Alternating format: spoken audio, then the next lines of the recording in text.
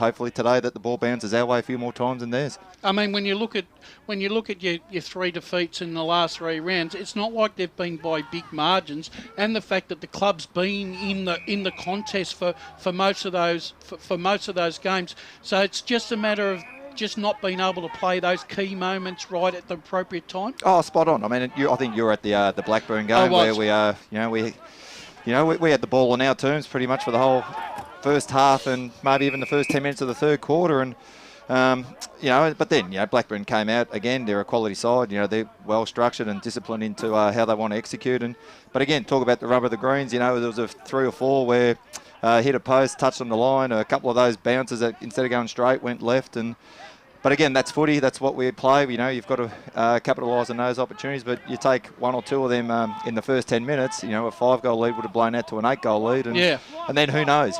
You go to East Ringwood. And look, to East Ringwood's credit last week, they just played a style that suffocated us, really. They won the inside footy and then capitalised on the outside as well. So we had to play some catch-up footy last week. So, yeah. As you well know, it is a fine line between winning and losing. I know like you said, you're in contest. Would it be fair to say that maybe just the confidence is just a tad down as well? Look, I don't see that from a training point of view. There's frustrations out there. Absolutely, there's frustration out there when when the things aren't going our way. But look, I don't think the confidence is down. I think there's an understanding and a belief that our best is good enough to compete with Vermont today. So, no, look, we're in good shape, and I think you'll be pretty surprised today. Andrew, you've got a number of. We had you against Norwood. Yep. Out at your home ground, and there's quite a few changes to that list today. A lot of young kids coming in, I think, which is really exciting as a coach to see that bringing kids in. A game like today against an experienced team like Vermont, who are 8-0, what is it that you're going to bring in that's a little bit different, that's going to have to beat them here on their home day? Yeah, look, we're not throwing the baby out with the bathwater with what we've put the hard work in over the summer. So we really have a belief that our structures are good enough to compete. Yep. But the real focus today is that, look, let's just control the controllables, not only collectively as a group, but when it's your turn individually. So it's making sure that we're accountable, making sure that we're aggressive at the 1 metre contest, making sure that we're one-on-one when we have to be, or get on the fly when we have to be to give support. So it's about controlling your own destiny today. It's about controlling your own moment. But your comment on the youth coming through, I mean, you can look at it glass half empty, but to us it's an opportunity, and it's a great development curve to give these kids a taste. It's we've got I think I was telling Basher before, our injury list at the moment is serious. It's at 20. That's 30% of a list pretty much, and it's hard to manage. And then with the point system, you can't play your best side with that, so it's a bit frustrating from that angle. But that's the system we've signed up to, and that's where we just have to, as a club, get better at it. I noticed young Pascoe's running around in the twos. Yeah. He played. I actually thought his game against South Croydon. I thought he was really good. Mate, he's a victim of the system. It's as simple as that. Did he deserve to be dropped? No, but when you've got a couple of, even Vermont today, they've got 3 or 4 VFL boys coming back, but, they've got the luxury that they've got a really strong junior program, that they've got the benefit that they come in either as a 1 or a 2-pointer. So that's a real management thing that Armott's going to have at his end as well, because that can really be a cancer from a culture point of view, that all of a sudden someone's put in the hard yards and then someone comes in unknown, and so it'll be interesting. I have my own views on the VFL players. I sort of sympathise with them players a little bit, because all they want to do is play football, and the thing is, because they're trapped, because they're not getting a game at their high grade, and they've got to come back and they're told that they've got to play a game of football somewhere, and it's really hard, because they come to a club. Right, all right, they may be affiliated with it, but it's hard because they're not involved in the culture, and they're not there training with the guys. It's sort of like they're like footy's outsiders, aren't they? Yeah, you're damned if you do and you're damned if you don't, if you abide by the system or not. So, look, the system's there, the loophole's there, we all use it, we all exploit it. It's just who can use it better than others, that's all it is. Greg Jarvis played his 300th game a couple of weeks ago, and speaking to him during the week of that game, it's very hard to get words out of him, because he is Humphrey, right? That's what he's known as around the club. But From what we saw when you played Norwood, he's had a fantastic day that day, and his body just keeps on holding up, and he's able to produce week after week. He's a humble sort of guy, but he won't admit that his form's good. But how have you seen the veteran going around this year? Oh, he's been critical. He gives us a real solid contest with all the big boys in that right from the centre bounds. He gives probably half a foot to a foot pretty much every week, but he just provides a contest at every single time that then allows our smalls and our mids to at least maybe halve the contest. He had a great pre-season. I think he's fitter than what he's been for a long time. Look, he's not quick, but he'll just go at the same pace. So what you see in the first quarter, you'll think, geez, how's he still going at the same pace? But that's just good old Humphrey. He just runs at that pace for the whole day. Is he like an on-field coach, would you say? Nah, he's pretty quiet. Look, he's one of them. He's like a Gavin Brown. If the old nickname Rowdy because he doesn't say much, but he lets his actions do the talking. He's not really an instructional vocal type of player. He just gets there. He actually, if anything, does as he's told rather than telling players what to do. So at the ripe age. Yeah, exactly. So, but look, give me another 3 or 4 of him, and it'll be awesome. Because not only is he great on field, but as a clubman off field, he's super. I was going to ask about that. His influence amongst you are playing a lot of young kids at the moment due to injuries, but his influence must be second to none on those guys. How to prepare for a game, professionalism. Exactly that. Like, he doesn't miss a beat. He's there, one of the first at training. He's strapped. He's ready to go. He's on the track doing your static handballs, static kicks, and again, he's not loud. He's not vocal. He's just there doing the actions, and there the young kids see it and sort of they follow. So, no, he's really good. He's really good to have around. And look, I was looking at it and seeing that with Mackenzie and Jarvis, I think that's a great combination that you've got, because you've got Jarvis goes from being that 5 or 8 minutes a quarter player. He can actually now be a full game player because he's had to do it. But the one that I suppose is the question I've got is, and as a coach it's always difficult, losing Galachi is, I think a few people underrate the amount of work that boy is able to do on the ground. How do you replace someone like that? Yeah. I know it's you can't just say, oh well, I've got another Galachi, but how do you replace someone like that? Because I think his ability to influence contests is enormous in this competition. It's not even about his ability at the contest. It's about then the feedback at the breaks. He has a coaching, I think, aspiration going forward. Like, he tasted our 19s for last 2 or 3 years, where he really helped a lot of these kids come through and gave them a pathway to understand what senior football is all about. He's got a great football brain and understands the game. And look, from a impact point of view, he actually started to become that type of impact player, like being a 32, maybe 33. He's not as quick as what he used to be, but you're right, his moments were critical. His moments were really strong in impact. So, and his vocal was where he really taught a lot of the kids as well. So he's a loss. The good news on Adrian is that it's not an operation. Thank God for that. Yeah, he had the double pop, which is medial and PCL. Yep.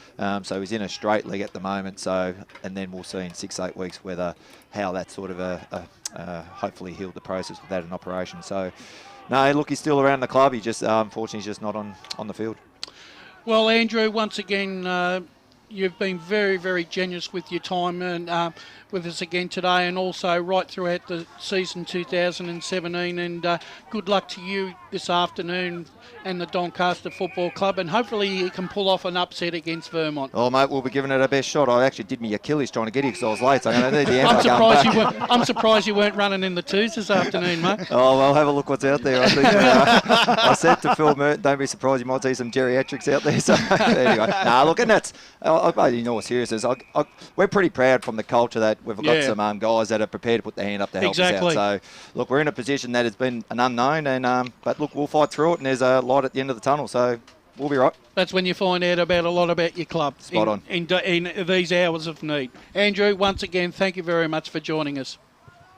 Andrew Tranquilli, always generous with his time here in the EFL media team on game day, and look, a really, really, really honest and good person at the helm of a football club, Davo. Yeah, and look, not that there's, I'm not saying that there are not great coaches, but you know what? We've got a lot of really good First Division coaches at the moment, don't we? Some magnificent communicators, but really level-headed, really honest, and you can see why clubs want to keep them on and want to keep them around, because they're, Andrew's done a fantastic job with the Doncaster Football Club, and they're only going forward while he's still around. So tremendous coach, really impressed with what he does.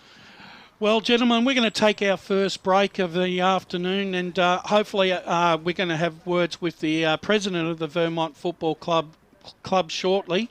But when we come back after the break, we're going to start dissecting the 22 games of EFL football that are upon us this afternoon. So come back and join us after the break on Radio Eastern 98.1. This is EFL pre-match game day, and I'm Wayne Brasher with Brett Davidson and Dan Sensick, and we look forward to having you back right after these messages. If you love your EFL footy like I do, and you love getting down to see your team play, you don't want to be spending your weekend stuck in the car driving. That's why I opened a Breeze account. Eastlink is the quickest, easiest way to get around Melbourne's east, and Tags are the cheapest way to use Eastlink. So open your Breeze account online at eastlink.com.au today and use Eastlink in the cheapest possible way, with a Tag account. Instead of being stuck behind the wheel, I can have more time getting stuck into the umpire. Ball! Eastlink, it's time better spent, like at the footy. Program sponsor. Hey, man. Yeah, man. Hope we win this weekend. I hope we win too. Because I want to kick some weekend goals at Pancake Parlour after the game. Because if your AFL team wins, you can go in and get a free sweet pancake with any savoury menu item purchase. Oh, free pancake. First your team wins and then your belly wins. It's win-win, man. Claim your free sweet pancake with any savoury item purchase just by showing your winning team's colours. Or your team membership. At any Pancake Parlour this weekend. Oh, and don't forget, check out Facebook for this week's offer. Lovely. Program sponsor. Join the EFL media team for unrivaled coverage of the Eastern Football League in 2016. The Huddle takes a light-hearted look at the league for 2 hours from 4:30 every Friday evening. From 1 p.m. Saturdays, EFL Game Day gives you play-by-play from the game of the round, as well as all the latest live scores from around the East. Then a full wrap of all games from 10 a.m. to 12 p.m. every weekend on EFL Sunday. The EFL media team have it covered as you love it local in 2016.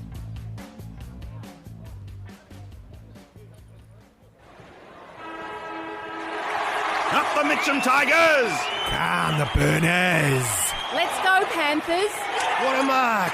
Let's go, doggies! Tobin Brothers Funerals, serving all supporters in the Eastern Football League since 1934. Tobin Brothers Funerals, celebrating lives. Program sponsor. Dave and his mates are flying to the Gold Coast to watch their team play the Suns. Do they B, pay too much for a taxi, C, hope for an airport rail link this century, or D, get a lift from a mate and hope for the best when they fly home? What about A, for A1 Airport Parking? At A1 Airport Parking, get 2 days for $25, 3 days for $34, or get 7 days parking for just $69. And at just 5 minutes from the airport, they'll get you there in time for your flight and pick you up when you get home. Show your footy or sporting club membership anytime you park and get 10% off. A1airportparking.com.au. Program sponsor. EFL Saturday Game Day continues. Let's head back and go local for your footy. Welcome back, ladies and gentlemen. The game this afternoon, Vermont versus Doncaster. This is pre-match. I'm Wayne Brasher, joined by Brett Davidson and Dan Sensick. And now it's time to go through the 22 games of EFL football that always is upon us every Saturday afternoon. And we're going to kick it off with Division 4. And in Division 4 this afternoon, the first game up for discussion is Coldstream taking on Fair Park up at Coldstream. Davo, how do we see this game panning out? Look, I think Coldstream are going to be too strong. I think they play their ground quite well, and Fair Park have been pretty consistent and have, they've troubled enough sides, but I think Coldstream will just be a little bit too good overall. It's going to be interesting to see how the sides respond after the break, and particularly Coldstream, who lost by 5 points to Whitehall's Pioneers 2 weeks ago. So I think that Coldstream ground is one of the toughest grounds in Division 4 to travel out to due to the sheer size of it, and the players the Cougars players are probably obviously used to playing a ground of that size. Fair Park's a bit of a smaller ground. It's a huge home ground advantage this afternoon. Yeah, well, and and Coldstream picked up Anthony LaRusso from ex-Ferntree Gully boy. He's signed with them during the week, and Michael was he let everyone know through the Twitter feed. I'm not taking anything away. It would have been a ripper game down at Whitehorse Park the other day between them and the Pioneers. Not much between them, but I think at home, I think Coldstream just packed too many punches, so I'm going to pick Coldstream in this one.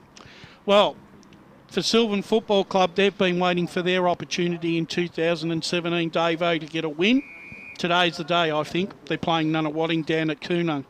Yeah, look, they certainly, Nunawading have been much more competitive than what they had been last year, and to all credit to them for the way that they've gone about it. The cold hard facts are, though, that Sylvan are going to win this game, and they're probably going to want to try and win it by as much as they can. But, you know, it's not an easy ground to play at Nunawading, but I think Sylvan will be too strong. Yeah, the Sylvan Footy Club haven't won since round 4, of course, over the Glen Waverley Hawks. Now, that probably looks like a better win now, given the way that the Glen Waverley Hawks have gone since. But a lot of water's gone under the bridge, and it's going to be very hard to see Sylvan drop this one. And they'll probably take a lot of confidence out of today as well. And actually, I didn't think Sylvan's form in recent times against some better credentialed sides has been quite meritorious. And on, you know, even if they were only beaten, you know, by comfortable margins, though, there've been periods in their games where they've been in it for quite a long way, and I think this afternoon they're going to be rewarded for their drive down the mountain, and then they'll go back up there tonight and have a little celebration, you know, just to get a win and obviously some much needed confidence to go through the club. Third game up for grabs this afternoon is the ever improving Glen Waverley Hawks, and I've found it really hard myself to pick Glen Waverley Hawks, especially in the season when they weren't showing any form, Davo. But in recent times, they seem to have found their mojo again. And this afternoon, they take on a Surrey Park who just seem to have slipped in recent times. Yeah, look, I'm finding it hard to understand why Surrey have slipped. They've certainly got plenty of talent on the park. They've picked up some good players in McCaskill. I know he's a good footballer, but for some unknown reason, they just can't seem to get over the line. And you're right, Glen Waverley Hawks have been a bit of a sleeper, I suppose you'd say. But they did it last year as well. They just hung around that 4th and 5th spot for a fair amount of the year. And out there, it's a tough ground to play out at Central Reserve. Yeah, so they tend to play it really well. So I'm going to pick Glen Waverley to just get over the line. Yeah, looking at the form lines of both sides, and yeah, it's very hard to get a read on Surrey because they tend to drift in and out of games. But Glen Waverley Hawks in the last couple of weeks have done all right. That win over Donvale 3 weeks ago now, don't underestimate what that can do for the morale of the club. That's a huge win given how well Donvale have travelled so far this season. And I think, Glen Waverley Hawks will get the job done today. I reckon the one thing about Central Reserve, gentlemen, is the fact that it actually exposes your fitness.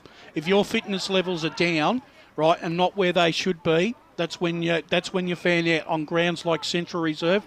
And Glen Waverley Hawks, when they're on song, they play that ground exceptionally well. This afternoon, I think they're going well enough, and I've tipped them to get the points against Surrey Park this afternoon. I think Surrey will push them for a little part of the way, but I just think in the end, I just think that Glen Waverley might just have too much brilliance. Well, match of the day, as far as I'm concerned, in Division 4 this weekend is Forest Hill taking on Whitehorse Pioneers. And Davo, we were talking about the Pioneers off air before. They've taken all before them so far this season. Oh, without a doubt, been very impressive, very young. A lot of players in the team that you probably wouldn't know who they were. They've got a bit of a no-name sort of home brand team.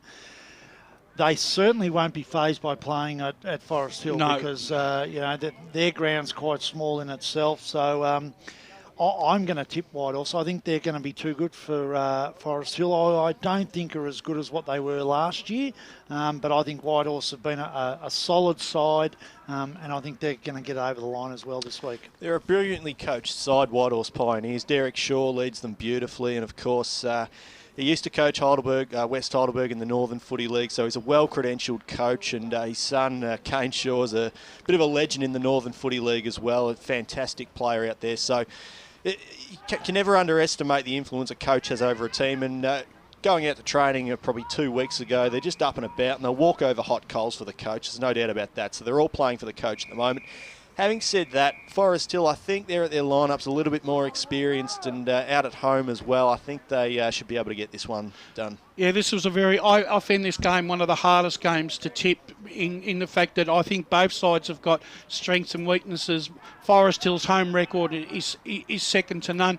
I just sort of feel that the one thing that I reckon Whitehorse have worked on, and I reckon Derek Shaw has worked on, especially in the last 12 to 18 months, is the versatility of his playing list. You know, I've noticed in recent times Dalgleish and Travascus last year were their leading goal kickers in the Pioneers. This year they're playing down back. Off a half back or even a back pocket. What a luxury you have when you've got goal kickers that are playing in your back line, and you know that in a pinch hit you can send them down forward to kick goals. I reckon that's the one area I reckon this afternoon they can exploit Forest Hill, and for that reason I'm going to tip Whitehorse in an upset. Yeah, I like the fact also that Joel Daly's gone back to that side, and he's a inside brute. And I think that's really helped them because they had a lot of young kids, but they needed an experience. You know, he was a good footballer in that Warrandyte side that won the flag in 4th Division. So I think he's a handy inclusion for them, and that's what they need against a Forest Hill who I think Gibbons is still out. Yep. So they really miss him, and I think that inside player like a Daly will really assist Whitehorse at Forest Hill. Before we move on to the last game, the score so far in the reserves, 4 minutes into the last quarter here, it's Vermont 23 goals, 12, 150, leading Doncaster 2-1-13. So the Eagles are on their way to another big victory in the reserves this afternoon. Well, gentlemen, football returns to Donvale Reserve this afternoon after many weeks of repatriation and repair. The ground's ready for senior football this afternoon, and what a ripper clash Donvale have got this afternoon for their first game back. They're taking on Kilsyth, Davo, and Donvale. I've said this. I said when we spoke to Matt Fife a couple of weeks ago that if they could split 6-3 or maybe 7-2 with their next nine games at home, they could set themselves up for a top 2 finishing position, and I think today I think they're going to relish the opportunity of playing on their ground, and I think they're going to take the points against Kilsyth. Yeah, look, it's been an amazing situation for them to play these first 8 games away, which is and to win as many as what they have away has been also sensational. So the fact that they've they get a few games at home now, which is tremendous for them. Especially back end of the season, you always like to get wins early in the season. They've done that. I think they're going to be too strong for Kilsyth, who have been a bit up and down, a bit hard to read what their real form line's been. So I think they're going to be too strong for Kilsyth today at home. We spoke about this last night on the huddle, of course, that you mentioned Donvale haven't had access to their home ground, and it's the hallmark of a good side, though, isn't it? To be able to go anywhere and still win games. And not only a good side, but a quality club with quality people. You look at things like match committee, just functions, it's everything like that. They haven't had that luxury in the first half of the season. So I hope the second half's a bit of a better one now that they got their full home facility back. And it's interesting. I remember I coached Norwood when they lost their ground for the whole year, and we had to play all our home games at Ringwood. And you're right, it's the off-field things that really hurt. It's not having functions, not being able to go straight after the game, and losing canteen, and all those sorts of things really impact on your team. But it also galvanises the club a little bit, and I think that's what it's done for Donvale this year. Well, talking about never a dull moment, there's never a dull moment when it comes to a Vermont lunch or a Vermont function. And the man at the helm of the Vermont Football Club joins us this afternoon. It's the president, Michael Rennie. Good afternoon, Michael. Hello, Brash. How you going? Very well. Beautiful day out there, mate, isn't it? Yeah. How was Matthew Guy today? He's still going in there, mate. Still going strong, answering some very good questions. No, he's doing a really good job, mate. Yeah. Mick, you've been part of the moral fabric of the Vermont Football Club, not only in a senior capacity as president now, but as a junior capacity. It must fill your heart being being a part of the helm at the moment, seeing what's happening in the transition of the club? Oh, look, definitely brash, but I mean, I think like all clubs, you know, everyone's work. There's a lot of people at all clubs working very hard, and we're certainly no exception at Vermont. There's a lot of great people here that give their heart and soul week in, week out, and look, you know, at the moment, things are going well on field. You know, we've got some good depth on our list, and off the field, look, it's always a bit of a battle, and all clubs are going through that at the moment, but, you know, we're doing okay anyway, but we're certainly enjoying what the players are throwing up this year with their performances anyway. When it comes to raising funds for a football club of Vermont's ilk, do you have to? Has it got to a stage now, Michael, where you've got to start looking at different avenues, bar what it was used in traditional times? Oh, absolutely. I mean, one thing that we're going through, you know, and probably in the last couple of years, you know, you've got a lot of AFL live games on television now. Even Thursday night games, you know, we've noticed on our Thursday nights, you know, the patronage at the moment is just not there because, you know, people are staying home.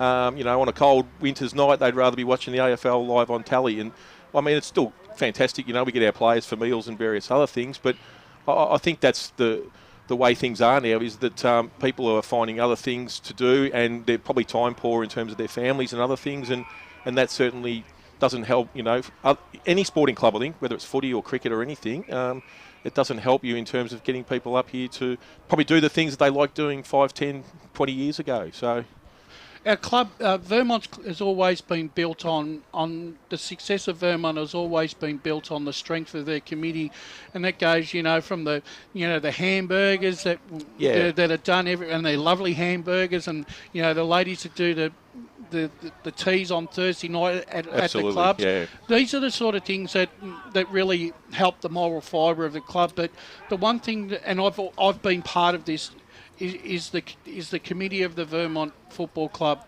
and the executive. They work extremely hard, especially in the off season, to identify issues and areas where the club can always improve.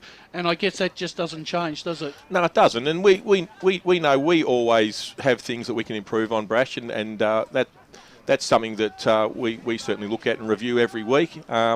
Look, I mean, our committee over the years have been fantastic. As you said at the start, I've come through the junior program and been president of the junior club, and had some wonderful years through a great group of people that have come through that junior group. So now it's just a matter of, with obviously the senior side of things, you know, we have a team to put out every week in terms of seniors and reserves, and we're very lucky we've got 2 under-19 sides as well. So we've got a good list of players, but that means we've obviously got a lot of jobs and various other things that have to be done. And, mate, it continues to be a challenge week in, week out, for sure. Yep. Michael, I think Vermont they've always been trendsetters in what they do, but I think that's one of the areas that I've been most impressed with them over the last probably 10 years, where the junior committee, there's a real flow through from the junior committee into the senior committee, and usually a lot of clubs are, you know, if the president's going to leave, there's this, who are we going to get? Where are we going to get someone? Where there just seems to be a natural flow through at the moment with Vermont Football Club, which is really important. Look, absolutely. And I mean, at the moment, we have 25 junior teams and I think 50 or 60 odd in Auskick. So we've got 600 kids, you know, playing footy, whether it be on a Sunday morning or a Saturday morning at Auskick. So, you know, Clint Wheeler, our president, does a wonderful job. And certainly Steve Bain before him, the president before him, was another one who was absolutely outstanding in building the club up to the numbers that we've got now. So I think we do have a lot of committee people that come through the juniors that do like to have that flow-on effect and stay in the senior environment. So I think it's just something that people identify that they enjoy things around the club here at Vermont. And I know certainly myself, I mean, I love the club and certainly wanted to stay involved even when my kids finished juniors, and certainly when I got into that senior environment, I was very keen to get involved. And I've always had an interest in coaching as well, so I've always been around the traps coaching if I haven't been in an administrative role anyway. So, yeah. Okay, I've got a question. Steve Cochran decides towards the end of the year that, you know, he's happy to stay on, but if there's a better option, there's a better option. What struck you as the thing about Harmit that you said, we really want him at Vermont Football Club? Yeah, look, I think, you know, it's one of those processes, and I haven't been involved in too many previously, but I think when, obviously you get a coach that decides he's not going to continue and you start looking to the future and what's going to happen, I think certainly what happened with us was Harmits was one of the names that we got thrown up. So we had some preliminary discussions with him, and he was most impressive in terms of what he talked about, what his obviously CV was around his Morwell and his Northcote Park days and other things that he'd done. But just very impressive the way he sort of talked about how he wanted to run the list and where he thought our future was going, as a club. So I think they're just things that strike you in terms of where you think you're going to go with your next coach, perhaps rather than somebody that might have the win-win-win mentality. Harmit's, one of those guys that I think he's looking to the future and he's looking to see what he wants to do with the list over the next 3 to 5 years. So, and that's something that I thought was really impressive, certainly in my discussions with him anyway.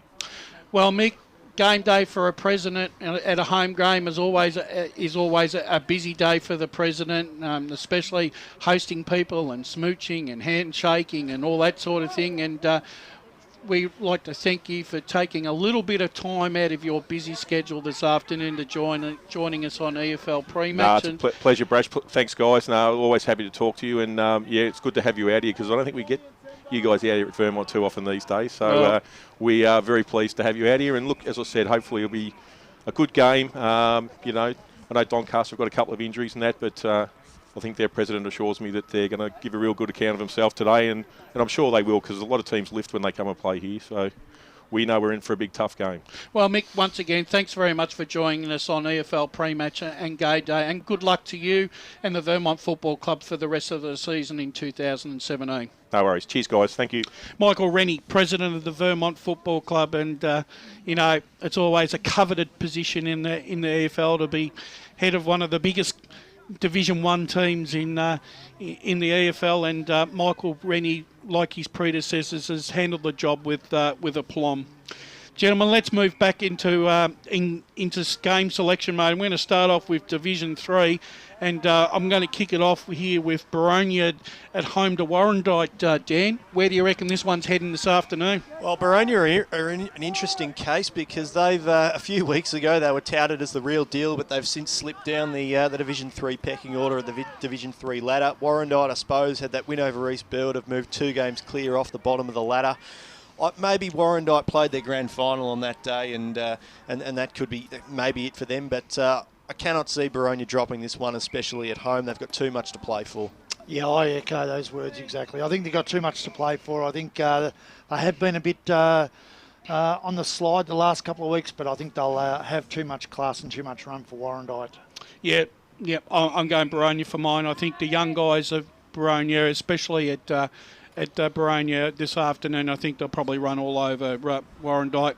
One side whose form has just completely dropped off in recent times, Brett, is Churnside Park after a promising start. They're taking on the informed Ferntree Gully, who've been the surprise packet in Division 3 so far this year. Yeah, look, I thought Ferntree Gully would take a little while to get their feet, but they've really been impressive with the way that they've gone about it. They are well coached. Churnside started the year in a blaze of glory. I think they won their first 3 and then they've dropped right away. They generally play pretty well at home, Churnside, but I think Ferntree Gully are going to continue on their winning ways, and I'm selecting Ferntree Gully to get up over Churnside just at Churnside Park. Yeah, Brash, I think Ferntree Gully will get up today, but it maybe come as a surprise to us how well they're doing, but internally I don't think that'd be the case. No. I think they would have set themselves up and set themselves for the jump from 4 to 3, and they'd be about where they expected they'd be, I think. I think the interesting thing was when Peter Farrell actually spoke to the Leader newspaper a couple of weeks ago. He said he thought that they were overachieving. I sort of asked him on EFL Sunday. I didn't think they had been overachieving because I sort of think that they've been making a natural progression. That's what you want your club to do. If they're improving, they're improving. I wouldn't say they're overachieving. No, and they've got they've over the years they've had a tremendous group of young kids come through their club, and I think they're just now finding their feet, as you say, in 3rd Division, and I think they're going to be a difficult side to get over in those last 7 or 8 weeks, and they could either sneak in, but they could definitely play a key part in forming the final 5, I think. Unfortunately, East Burwood have got to take a trip up the mountain this afternoon to take on South Belgrave. Dave, can they come back down the mountain with a win? Oh, look, it's really tough. I think they're now 2 games down. They know that every game is so crucial to them. It's a lot of pressure to put on them. I think they've got a couple of injuries too, which haven't helped their cause. South Belgrave are always pretty tough. I think they'll probably have a little bit too much, and I think they'll get over the line. Yeah, huge occasion for the Saints today with Alex Bacon's playing game number 200, and he's been a huge player for them over the years, so they'll get the job done for him. Yeah, 2 out of 3, South Belgrave. They don't win out of turn, but when they hit form, they hit form. Unfortunately for East Burwood, we understand their plight, and it's been documented, and they're under no illusion where they are. But unfortunately, this afternoon, I think South Belgrave for Alex Bacons is going to get the job. Well, the next game, you think the Messiah and the Disciple are venturing up to Batterham Reserve this afternoon. He's not the Messiah, he's just a very naughty boy. Yeah. Because the Basin have gone all out to welcome Barry Hall and what's his name, the young guy from Campbell Brown, in their debut and probably only appearance this afternoon at Batterham, and they've sold the reserve out, they've sold marquees, they've sold the luncheon, they've just about sold all the memorabilia. But guess what? They got a game to play against Heathmont, Davo, and Heathmont knocked them over last year. Where does this go this year? Well, look, I must admit, as the coach is reading out the Heathmont side, and he would read. I would, for a bit of drama, I would have read the side from the forward line back, because then you would get to that last line and you've got a person that you're going to call out at full back, and I tell you what, facing Barry Hall up at the Basin, where he could absolutely take up nearly the whole forward line himself. He's a big character that's got a big presence, but you know what?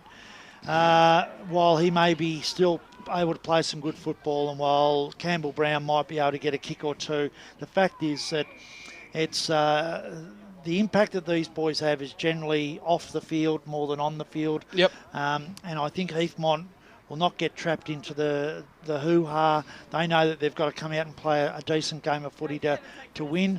And sometimes I think when you bring those players in, it takes the team that they're coming into a little bit of time to get used to the fact that they're in there. And I think Heathmont will get over the Basin today. Dan? I agree with you, Davo. Yeah, Heathmont for mine. They've only lost 2 games for the year for a reason. They're a quality side. And heading out to the Basin during the week at training, there was a huge buzz around the place, and everyone's up and about. But, Jet's too good for mine. Yeah, no, Messiah on that.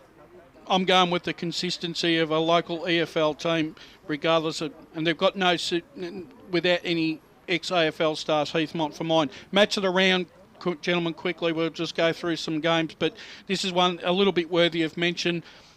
This was the hardest game for me to tip in the whole of the 4 divisions, because both sides are in ripping form. Park Orchards at home to Ringwood. I'm tipping Park Orchards in this one, Davo, but not with a huge amount of confidence, because Ringwood are in absolute ripping form as well. They are, and I'm going for Park Orchards purely because if I hadn't seen them in the last game that I covered, I probably wouldn't have picked them, but really impressed with their structures. I love the way that their coach is able to play off that half-back flank, and Ringwood are going to have to put some homework in to stop him with his line-breaking ability, with his feet particularly. I like their setup of their forward line. You've got some good smalls. Ringwood are in form, but I think Park Orchards at home will get over the line. I agree, Davo. Park Orchards at home. All right, and finally, Scoresby taking on Templestowe. Is it a danger game for Templestowe, considering the form they're in down at Scoresby? You know, the loss of the sacking of coach Brent King once again has left Scoresby in a little bit of, I won't say turmoil, but indecision, Davo. Will that be enough for Templestowe to take advantage of this arvo? I suppose it comes to 2 things. We don't really know the reason for the coach moving on, so that has an impact in itself. There's always that danger that the coach goes and the players, bond for that next game and play the next game well. Templestowe will know that that's going to be something that they've got to put up with. Templestowe, if they're going to want to play finals, they've just got to win this game of football. I mean, that's the basic line. They've got to come out and win a game of footy, and I think they've probably got a little bit too much class and will get over the line. Yeah, parting of ways at a coach, unfortunately, during the week at Scoresby. But having said that, I think Templestowe will be up for this one and they'll get the job done. All right, let's quickly start going quickly through Division 2. Game here, Mulgrave are at home to Knox. Can anyone make a case for Mulgrave this afternoon? No. What about you, Dan? Nope. No. Two sides that I reckon that are fighting for that fourth spot, Davo. Mitcham are home to Mooroolbark. I reckon Mitcham will get over the line in this one. Cracking game, Mitcham for me as well. Tigers just starting to click, they'll win today. Real interesting contest up at the LSO this afternoon. Croydon always seem to play well at this ground. Can they upset Lilydale's apple cut this over? I don't think they can, but I think it'll be a cracking game, and I do like Lilydale. I think they've been very impressive. Reckon this is one of the toughest road trips in Division 2, Lilydale at home for mine. Yeah, I agree with all three of you. Waverley Blues get an opportunity this afternoon to chalk up another win. Can they do so at Upper Gully against Upper Finsbury Gully? I don't think so. I think Upper Gully play their ground too well, and I think they'll come out convincing winners. Upper Gully. Yeah, and finally, match of the round. Two astute coaches taking on each other this afternoon, Matty Clark and Steve Buckle. It's Wannie South at home to Doncaster East. For mine, I'd love to Wannie South play well at home, but I just think Doncaster East are just going too well. They're building a nice body of work, Doncaster East, at the moment. I think they're going to be very, very hard to beat. Although at Wannie South it's a tough game, and he's a great coach, Matty Clark, but I think Donny East will get over the line. I'm going to go the upset here. Big occasion for the Devils today. Andrew Teagle plays game 200. What a massive player he's been for the club over the years, and I think at home the Devils will cause the upset. Okay, quickly through Division 1. Bayswater at home to Baldwin. Can Bayswater spring the upset of the season, Davo? Normally you talk about Bayswater having a home ground advantage, but the way Baldwin play Bayswater, it's just... It's almost like a home game. It is. It's the ground that they love to play on, and they're just going to be too good. Yeah, Baldwin for mine, Dan. Baldwin. Interesting game. Montrose taking on Noble Park at Montrose. Noble Park always have problems up there, but this afternoon might just pack too many guns. Yeah, it's a tough ground to play at, but I think Noble have got too much to play for. Yeah, Noble.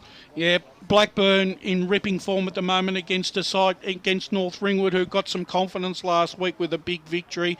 But I think Blackburn, they've got too many strengths right around the ground at the moment. Yeah, an interesting game because you've got Blackburn up against their old coach in Banners at North Ringwood for the first time, I think. And a few players returning to Blackburn as well. Exactly. So, look, I think Blackburn are too strong because they're going along very, very nicely. Right, and quickly, I think Roval will beat East Ringwood, but this is Roval's last chance for mine. Yeah, it is, definitely. If they don't win today, then their season's gone.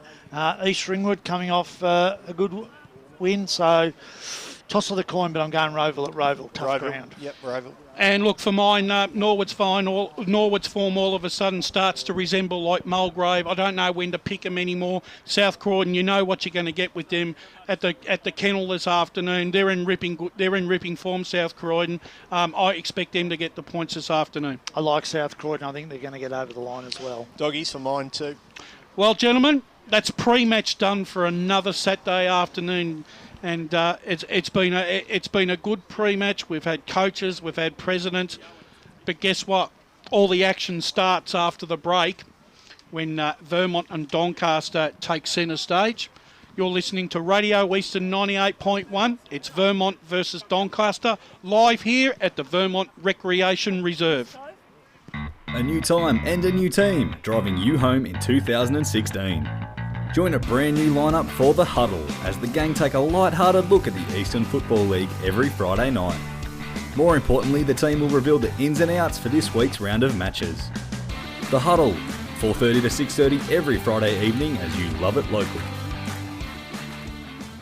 Hey man. Yeah, man. I've got some weekend goals. Like what? First, wake up around lunchtime. Oh, yeah. Second, go into Pancake Parlour and get one of their traditional breakfasts because it's served till 5 p.m. every day. Oh, you got to go to Pancake Parlour for your weekend goals. Yeah, what else? And then when I'm all full, yeah, like in your belly, just sit on the couch and watch me team kick some winning goals. Bang! Goal! Oh, Pancake Parlour's weekend goals. Up and about and lovely. Program sponsor. Dave and his mates are flying to the Gold Coast to watch their team play the Suns. Do they B, pay too much for a taxi, C, hope for an airport rail link this century, or D, get a lift from a mate and hope for the best when they fly home? What about A for A1 Airport Parking? At A1 Airport Parking, get 2 days for $25, 3 days for $34, or get 7 days parking for just $69. And at just 5 minutes from the airport, they'll get you there in time for your flight and pick you up when you get home. Show your footy or sporting club membership anytime you park and get 10% off. a1airportparking.com.au. Program sponsor. Up the Mitcham Tigers! Calm the Burners. Let's go, Panthers. What a mark. Let's go, doggies. Tobin Brothers Funeral, serving all supporters in the Eastern Football League since 1934. Tobin Brothers Funerals, celebrating lives. Program sponsor. Nothing better than a companion to keep you up to date with all the latest when you're at the footy. Better still, one that fits in your back pocket. The Eastern Footballer is a must-read. All the latest information, team lists, feature articles and much, much more. Pick up your copy this weekend as you love it local across the Eastern Football League. 20% makes a lot of difference. Imagine your team kicking 20% less goals and being 20% behind on the scoreboard. Actually, let's not. Now, imagine using a Breeze Tag account on Eastlink and getting a 20% discount on all weekend car trips. No need to imagine, it's for real. Open your account online at eastlink.com.au and get 20% off car trips all weekend, every weekend on Eastlink. Now, let's give my mate Ross 20% more stick for being 4 goals behind. Hey, Roscoe! Eastlink, it's time better spent, like at the footy. Program sponsor. On EFL Saturday, it's time for the match of the round. Let's cross to our team and go local for your footy.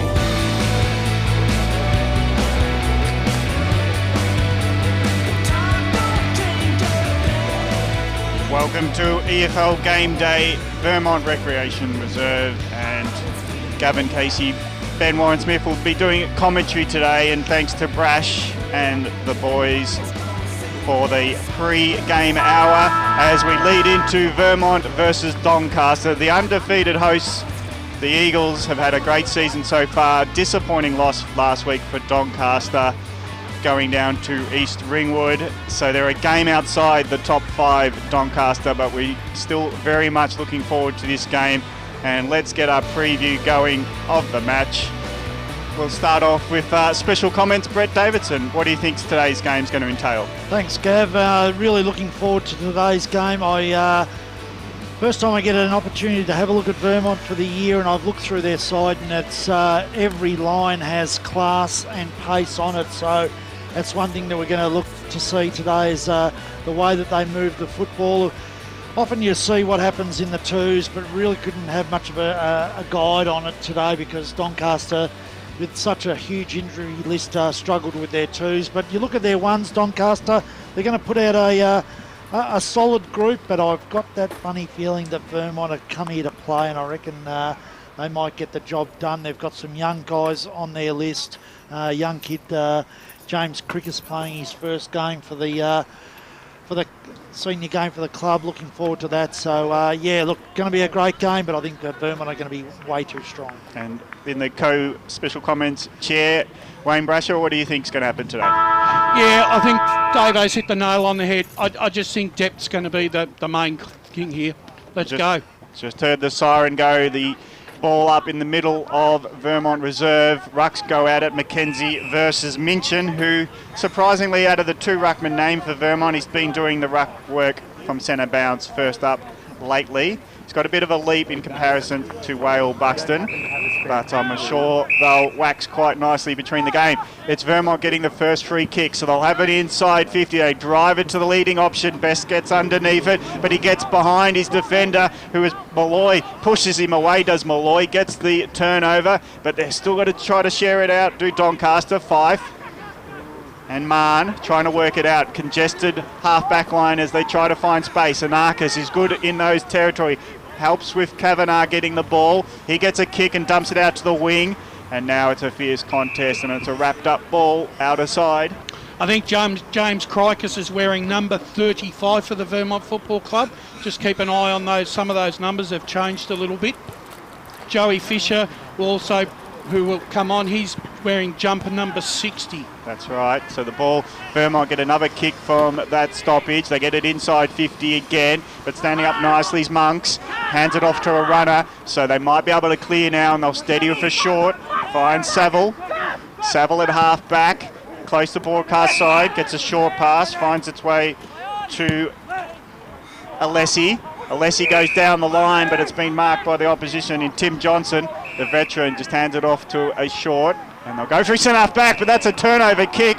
It seemed like it was all open, but Coleman was standing in the way, so he marks it directly on the 45-metre arc. So just as they were going for the switch, it's been turned off, and Doncaster will have the first shot at goal through Coleman. Now that's the way Vermont like to play, that little switch. They do a little double switch on this ground and move it down the other side, but that didn't work that time. Coleman from about 20-degree angle, he just keeps it out to the right, and it misses for the first score. So it's Doncaster leading by a point 2 minutes in. They're the ones that you really want to kick when you play Vermont at Vermont. If you can get one in that first minute, it really gives you a lift, so they really needed that goal. Go for it. Ben Warren-Smith joining the broadcast. Carey takes it from the kick in for Vermont. So using the far side here. Beautiful day for football out here at Vermont. Watching two dominant sides in Division 1 go at it. McComb takes the mark just inside the centre square. Sold a little bit of Candy, did well. Sold a second bit. Got the handball away, and now they might use the grandstand side. The kick goes out wide, looking for Johns, who takes the mark. The player's screaming for it forward, but does take his time, so he goes to the true centre-half ball position. He was going up towards the direction there, and it came out to Best, who snaps around the body, and I tell you what, that is a fantastic kick. He used the dribble, but he knows where the goals are, does Jakey Best, and he puts his first through on the Bendigo Bank scoreboard. Vermont have the first goal today, and they are leading by 5 points. One straight goal to Doncaster, one behind. Yeah, that was well set up by Liam Whale. Buxton just tapped the ball to ground. He's wearing the number 64 jumper BWS from his normal number 15. I almost called it, and I know what you're saying, Brash. I almost called it because it looked exactly like him, and I'm like, I've never seen a number 64 probably on the park ever. And Davo, two mistakes. Schimmelbusch dropping the easy mark, dropping back in the hole, and then the push out after it, not paid. So Doncaster a little bit unlucky as the centre clearance goes to Vermont. Good work by Malloy getting in the front position in the marking contest, 30 metres out, brings it to ground, and at 45 metres defensive end for Doncaster, they hold it up nicely for a ball up. Malloy's got a huge job today on Best. Huge job in this ground, because that's where he plays his best on the ground. Best. So, yeah, it's going to be interesting to see how he goes. Vermont attacking again. They just kick it forward into the pocket. It goes and out of bounds around 15 metres around from the point post. I had a quick chat with John Brown, the forwards coach of the Vermont Football Club, just before I came on air, and he was really excited about his forward setup today and what Jakey Best would be able to put out, and then all of a sudden, bang, he kicks the first goal of the game. So the smaller McGarnis did well there as a defender going against Whale Buxton in the ruck. So Doncaster do win the clearance through Anarchis. He just kicks it to the wing. He was hoping probably for a 50-50 contest, and the boundary line suits Doncaster out in the wing. There's a couple of things that Doncaster have got to watch this afternoon. They cannot afford to allow Carey and Howard to run out at will out of the half-back line to set up further forward showings. Mackenzie versus Minchin. Mackenzie got front position, hard to get rid of once he's got that. Kick goes forward for Doncaster, but it's been chopped off, and Vermont will mop up, and they've got runners. Howard is one of them. The short kick is a fierce one, but Davidson does well to mark it at centre-half back. Now looks at his options, goes to the broadcast side. Getting underneath it there was Castledine, and at ground level, Doncaster might have the numbers. Coleman picks it up. He just hand-passed under pressure, a dribbling hand-pass. Now there's a pack of players around the ball in the centre of Vermont. And now under big pressure is Schimmelbusch, who doesn't let it go this time, and wrapped up in a tackle. It'll be a ball up just forward of centre circle, going the Eagles' way as they kick to Canterbury Road. It's a fight for the ball. Tout doing well for the Sharks. just bundles it about 5 metres forward. Minchin picks it up, Coleman straight onto him. Another tackle flies in as he gets rid of it, and it's a dumping tackle, but no penalty as Fisher goes to ground. One of the grounds where you don't find a lot of long kicking. This is a ground where there's a lot of short passes, a lot of dinks across the ground. Interesting to see how both teams will play it. So Frankie McKenzie goes up. He got the knockdown that time at the fall of ball. Marn was there. A lot of players around in and under the football, and Stacks on the mill will see a ball up in shoe. No, it won't. It'll be a free kick to Doncaster. So Anarchis was the recipient, got a quick kick out wide, but it was an absolute shocker, and it was chopped off very quickly. Short passes on. Tommy Schneider takes the mark. That went just the required distance. Now they're up towards the half-forward line here, Vermont. Kick goes inside forward 50 towards the forward pocket, but it's been chopped off very nicely, and the short pass comes back from Doncaster into the arms of Saville. He goes short once again. You have to really pinpoint your passes here. If you make a mistake, you're going to get burnt on the turnover here. Kick goes up towards the wing position. Oh, big fly over the back, and a sensational mark there taken by Fisher on the second bite. Goes into the middle of the ground. Here's a bit of a go. Here's Johns on the right boot. Set sail for goal, but he pushed it wide. He pushed it way wide, and it goes out of bounds on the full Bendigo Bank scoreboard. 7.5 minutes into this first term, and it is Vermont leading 1 straight 6.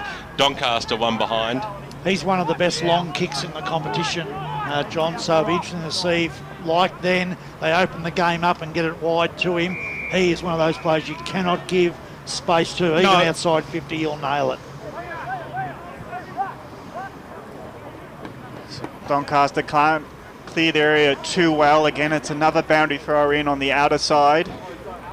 They're just outside their defensive 45. Is that what it is, Brash, here? 45 metres an arc here? Yeah. Yep. So the throw in comes in. Rucks go at it. Ground level, Parker wins the ball, but he's wrapped up in a tackle straight away. So it's now at centre half forward for Vermont as they look to get another shot at goal. Doncaster do shark it, and they just quickly kick it to the wing. We're in the leading position. They've got Monks running over the top of the ball, and the ball goes underneath him and out of bounds. He's an important player today, Monks. They really need him to stand up and give some drive through the forward half. Him and Dan Cooper have really got to, kick goals this afternoon, as well as Kalange. Another throw in with Jarvis getting good position, and at ground level it's a huge contest for the ball. Jarvis might get involved again with a tackle, but it goes out wide to Parker, who swoops on it, but just as he's about to pick up, he's pushed over the boundary line and the ball goes out. It's pretty handy being able to bring a guy like Parker on from the bench. Yep. He starts on the bench in your team. Amazing. Amazing.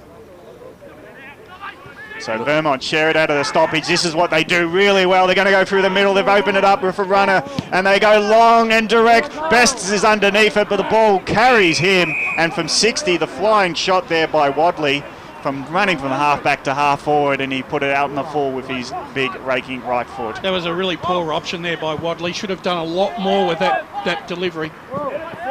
Comes out now across the half-back line. Jarvis was in there. It was stolen there by Ellis. Got the handball away. Quick kick goes in towards the best direction again. Over the top of his head it goes. Can it be kept in there by Castledine? He tried to best. Umpire said the paint wins in this situation, and we will have a boundary throw in 25 metres out from the Vermont goal line, leading this game by 5 points. 9.5 minutes into this first term, Division 1 EFL game day. Going in hard was Schneider. Did he cop one for his troubles? The umpire said yes, he certainly did. So, Brash, he's one of your favourites. He attacks the football like nothing else, and you're going to be rewarded when you have that intensity going in the football. Yeah, he's Selwood-esque in that sort of way, BWS, but sometimes like Selwood, sometimes you can milk a good thing, and sometimes you get away with it. So in other words, Brash has just said Schneider's just milked this, so it comes in now. On the right boot, it's a floating kick, and it didn't look good off the boot, and it hits the pine 3/4 of the way up, and 1 point in shoes. That's their first blemish, the Vermont Football Club. They lead by 1 straight kick, 1-1-7 to 1 behind. We're 10 minutes into the first term. Yeah, it might have been low fat what he milked then, unfortunately. As now the ball goes in, and Howard's got the ball from close to the boundary line, but he couldn't pull it back from 40 metres out. a minor score. You can tell at the moment here, Davo, that Vermont's clearances around the stoppages is worrying Doncaster. And Doncaster are flooding right back and just blocking everything so that they're taking a few too many shots from either too far out or too wide at the moment, Vermont. And they're working hard to get it out. C. Cavallis gets taken down as he was dashing out, but he was lucky to get the free kick because there's a sea of purple around him. He's had a really good season off halfback Jimmy C. Cavallis, been one of Doncaster's best all year. And he's only got shorts on, so he's trying to get close to the boundary line with the kick, finds his teammate. So Narcus has got it, and he's going to look further afield, but not too further afield by the look of him, well, the way his eyes are darting. He's lucky the umpire hasn't called play on there. Another short, gets it to the ruckman. So play on situation. Mackenzie's hand pass was a bit of a dribbler off the hand. So it goes to ground, allows Vermont in. They're going to have a shot through Best. Runs in from 35, just puts a low skimmer through, and that's a nice goal. On the turnover, they make you pay Vermont, 2 to Best. And Vermont stretch it out to 2-2-14, a 13-point lead over Doncaster 12 minutes in. The idea was right, but Kavanagh was very poor. He's actually missed the player completely with that, and you know that's the sort of thing that happens on this ground. Turn it over, and suddenly Vermont are going the right way, and this is where Best is dangerous. Yep, two already. It's Malloy did nothing wrong. No, just couldn't keep up with him. No. Ball back in the middle of the ground now. That one was easy for Mackenzie. Got it out of Narcus. Quick kick forward. It's an up and under kick up towards centre half forward. Pack in shoes. Vermont had the numbers there. Little fresh air shot there by Coleman. Went nowhere. Now it'll be for the Eagles. The handball out wide goes to Howard on the left boot. He's had a fair few touches so far in this first term. Kicks it out wide. And young Crikis? Crikis couldn't quite take the mark. Listed as 62, and he got halved by being number 35 on the team list. So. Is that a promotion? Yes, I reckon. I'd take it any day of the week. Minchin went up, got the little knockdown. Now Vermont through the middle of the ground. They're away on the right boot. They go forward inside 50, looking for the Best direction. Right on his hammer there is Malloy. Best did really well to try and keep that in, but Pye said it went over the boundary line and out of bounds. He's really worrying Malloy with his movement, Dave, backwards and forwards and sideways. Malloy has got to just keep a lot more close check on him. And they're having the one-on-one. They're isolating him as much as they possibly can at the moment. Garner's got the knockdown. It comes out. In there was Anarka, so too was Mahn. He couldn't quite trap the football. He'll go after it again, Mahn, but over the boundary line it goes. So still in the forward arc for the Vermont Football Club, leading this game on the Bendigo Bank scoreboard by 13 points, 13 and a half minutes into the first term. Ball in, 40 metres out, uncontested ruck contest. McGarnis gets it to ground, and the numbers go in over the top. So the umpire will have to get involved. They just set up so well behind the football here, Vermont. They've got, and they allow Howard to run so well, don't they?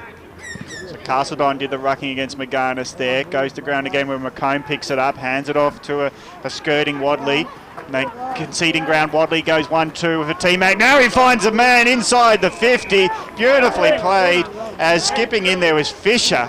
So they went backwards just to find the space to get a pass going, and now Fisher just moved into the open hole. That was centre forward and has taken an easy mark 40 metres out. Joey Fisher, another local homegrown Vermont product, playing at a higher level but coming back under the VFL permit rule. And what a player to have come back to your club. This guy as a junior was a superstar. Nearly had the kick taken off him for the blood rule, but the umpire said, no, I still want you to take it. Not enough blood trickling from his brow. He kicks, he skirts with the right post, but he sneaked it in for another goal. Vermont move on to 3-2-20, 19-point lead at the 14.5-minute mark of the first term. He's a beautiful build of a footballer, isn't he? He's got that height, athletic ability.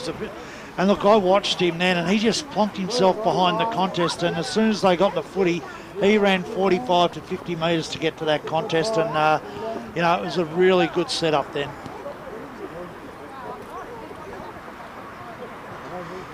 They look like they got the good setups happening everywhere at the moment. Mackenzie got the knockdown and Arcus went in after it. By said play on across the half-forward line. This is okay here. Here's Kalange in towards the top of the goal square. Will it go all the way? It might not. What an absolute cracker. That is a brilliant one-hander mark at the top of the goal square. And he will go back and he will easily put this through for Doncaster's first goal on the board. Yeah, good piece of midfield play there by Doncaster. Worked it very well. Kalange got his hands on the ball and did exactly the right thing when you play this ground. You went straight down the middle.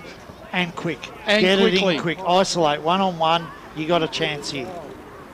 Very important. It's important they're going to get this goal, Doncaster, because let another one through, let another... Oh, I'll tell you what, he made umpire work hard for that one, but he was close enough to put it through the big sticks, and through it goes. An important goal for the Doncaster Football Club on the Bendigo Bank scoreboard into this first term on EFL Game Day. Hope you're enjoying the broadcast on 98.1 Radio Eastern and streaming live around the globe, efl.org.au. 20 plays 7, and as we reach the second half of this quarter. I've just found out who the cash cow is, BWS. It's special comments in Brett Davidson, and if you drop $5 on the ground again, you're not getting it back, Brett. Let's jump for it. Don't worry about it. Don't feel bad. It's only got to feed the kids for the week. So don't worry about it. Oh, violins. Just warning you. If it was a tenner, it was certainly not. You weren't getting a tap on the shoulder. But the ball goes on, only slightly forward for Doncaster from the centre. So the umpire will have to ball it up. Rucks go at it. Mackenzie does win the tap. Does it go the way of the Sharks? Yes, it does. Cooper handing it over the top. A lot of pressure. Doncaster is sharing it around a left half forward. But there's a heap of Vermont players around them. McComb's a good tackler. Goes in twice. Not only did he dispossess the first time, but I reckon the second tackle's been rewarded for holding the ball. Great follow-up by McComb. That was maniacal tackling there by Vermont. They weren't allowing Doncaster any space off that the wing there. And unfortunately, I think the young boy's shoulders popped in that last tackle. Yes. He's in a lot of pain. We'll get our boundary riders right on top of that. It might have been a push-off free kick, and Vermont are just playing around with it on the outer side. Wadley goes backwards, and this is the switch that they do so well. If they can get a runner through Fisher going, but he's under a heap of pressure now, but he's got time and ease of step just to get into open space. His short pass in the middle's dangerous. Here comes Doncaster on the turnover there. Hand pass has gone astray. Mentioned now. They're rushing around off half-back, Vermont. They're trying to find their way through. Fisher again. Can he redeem himself with a nice shot? The cross across ground is good. And here come the runners. Loaded up kick. Best. Beautiful mark. Pushes off. And Malloy underneath it couldn't do much about it. So Wadley again delivers. That's that isolation one-on-one. And that's the difference with the way they move the football. Vermont, it's one handball and kick. Doncaster had 3 or 4 handballs around in a circle and got nowhere. So that's where the difference is in the two sides at the moment. And the kick from Best is pretty good. It may not be his best, but it's brilliant. It's 4 goals to 26. That's 3 goals the best in the first term, and they lead by 19. And Wadley off half-back. Best one-on-one is hard to beat. And from 40 metres out on a 45-degree, he didn't miss. Looks like EFL legend Bernie Janine was right on the money when I was chatting to him outside with his forward setup. He was expecting Best to have an absolute cracker today. And I'll tell you what, it's all coming together. Ball back in the middle of the ground, going after it. Fogarty there for Doncaster, overran the football. The umpire will come in and bounce it again. If there's one position that Doncaster are winning at the moment, they are winning in the ruck. Mackenzie is really playing very well in the ruck, giving any advantage he can to his Doncaster midfield. Well, he got the knockdown again. Tin and Paversky got the little handball away that time. And once again over the top of the football, several players. Liking the look of Joe Fisher, Brash. Tell us a little bit about him. Young from the VFL? Yeah, he is. I'm not sure what club he went to, BWS, but as a junior, he was sensational. He played. He's got a tank on him. He can run all day. He's got efforts like 3 and 4 efforts. He delivers the ball well, and it just knows all the positions to run to. Well, I'll tell you what, young young James Saville still off the ground and has not even got to the bench yet. So they're still assessing him right at the interchange space. So not sure whether it's shoulder or whether it's a concussion, but they're still looking at him. As I think there was a clash of heads, and that's why there's two players come off. Well, Wale Buxton's got a blood nose, which will need some tape. So I've got a funny feeling it was either clash of heads. Oh, he's just been bumped to his teammate on the bench. How good is that? Or not? Is that a stat? is that a tackling stat? You know who's not going to be popular there with him is Perry. Just shoulder barged him. All right, guys, let's get back to the game. Speaking of stats, very soupy as the ball goes inside forward, 50 up towards half-forward line. Good mark taken by Cooper. He's 50 metres out. You've got to back yourself in from this point. Well, Rash has already given away the secret that it's only a 45-metre arc, so you'd be crazy not to have a ping from here. And Cooper's a renowned goal kicker. He's got to kick this. Doncaster have got to take every single opportunity that's given to them this afternoon in a scoring capacity. Comes in now, very direct.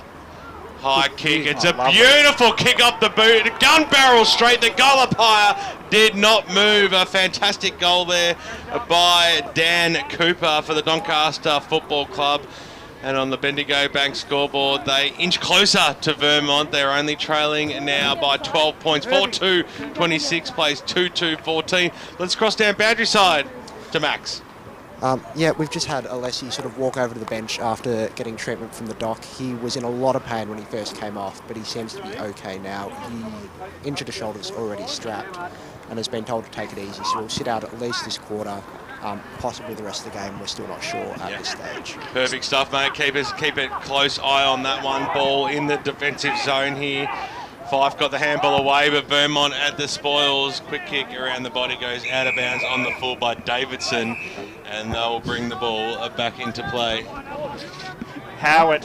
I pressed the wrong number again. I've got to point under the number, don't I? So your system's not working, Gav, that's for sure. We talked about this as well. Sorry. As the ball goes out of half-back for Doncaster, and wrapped up in a tackle and taken over is Turner. I'm not sure he just came off for Vermont with what looked like a broken nose, but he's gone inside. Is that Wale Buxton? Yeah, Wale Buxton. Yep. That could be a big loss if he's off. Yep. It's a two-man rotation with him and Minchin, so they do quite well with that. The ball goes inside 50, roving it nicely around the corners. Crocker! What a goal! And he's as high as Crocker, and he goes big for a goal. 5-2-32, a 3-goal lead as Doncaster is stranded on 2-2-14. He just sharked the ball off the marking contest, and from 30 metres out in the pocket, he just put it over his right side and bent it back.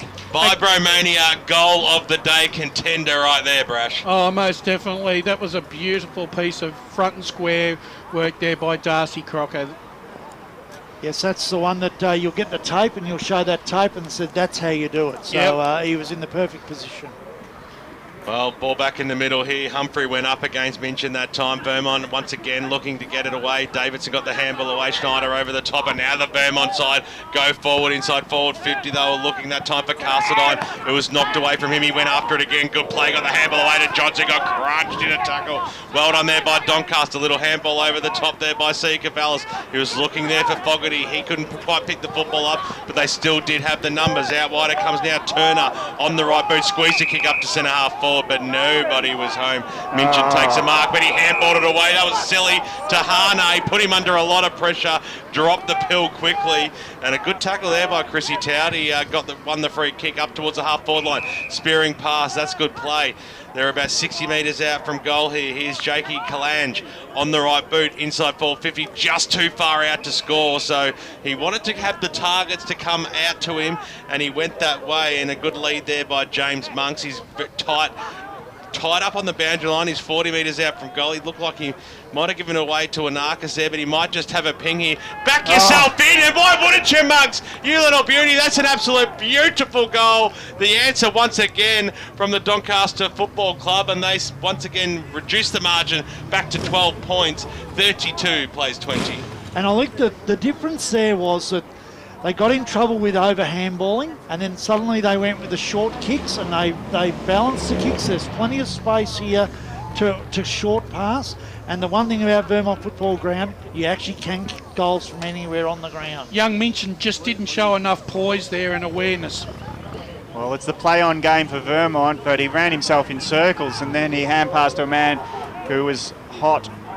Anyway, he goes in again. He's been ball stolen away from Minchin. Now goes inside 50. Doncaster have a flying shot from centre forward, and Kalange just sprays it off the right boot out to the right side, and it's out on the full. So Doncaster having some inside 50s, creating some chances. Getting a bit more confident in the last 10 minutes of play, Doncaster. I think they know if they can tackle, they'll put Vermont under pressure and they'll turn it over. And you take Wale Buxton out of the ruck, and suddenly they're getting the set and clearances. Nice short pass at full back. It goes to Alice, who was best on ground last week at Norwood. A very impressive win it was to keep their undefeated record.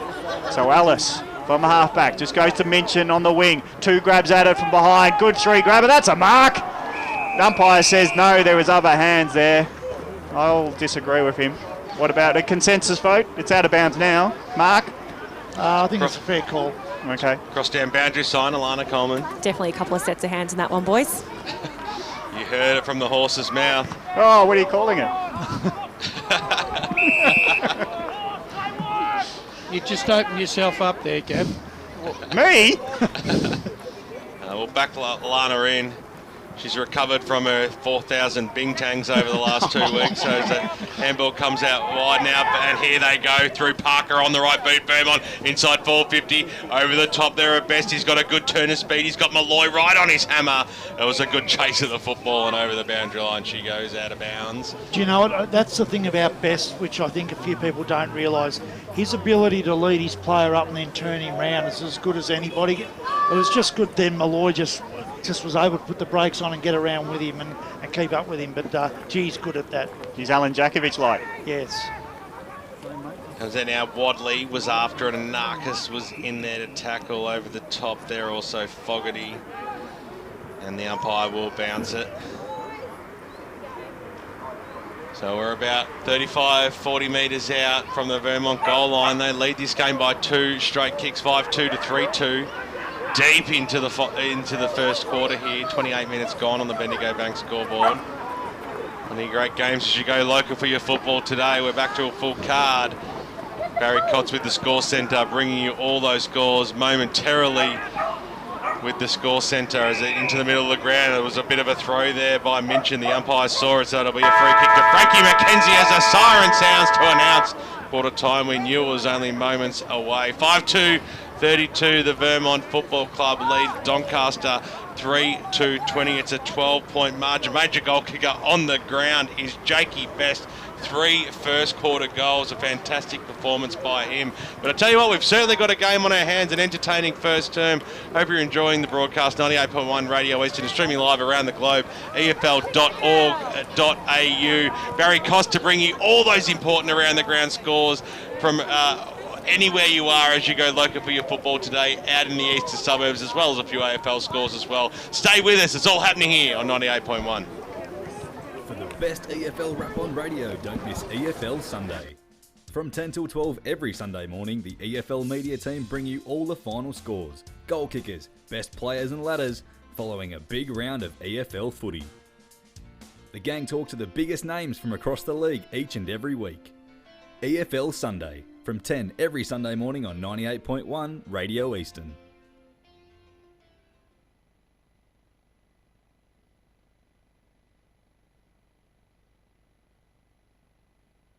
In footy, the best players always get tagged. In Melbourne, the best and cheapest way to get around the tollways is to get your car tagged. That's because a Breeze account works on Eastlink and it works on CityLink too. A tag's also the cheapest way to use Eastlink and CityLink. So open your Breeze account online at eastlink.com.au and start winning as a tagger today. Speaking of winning, my team's a sure thing for 4 points today and maybe the premiership. Come on up, that was in the back.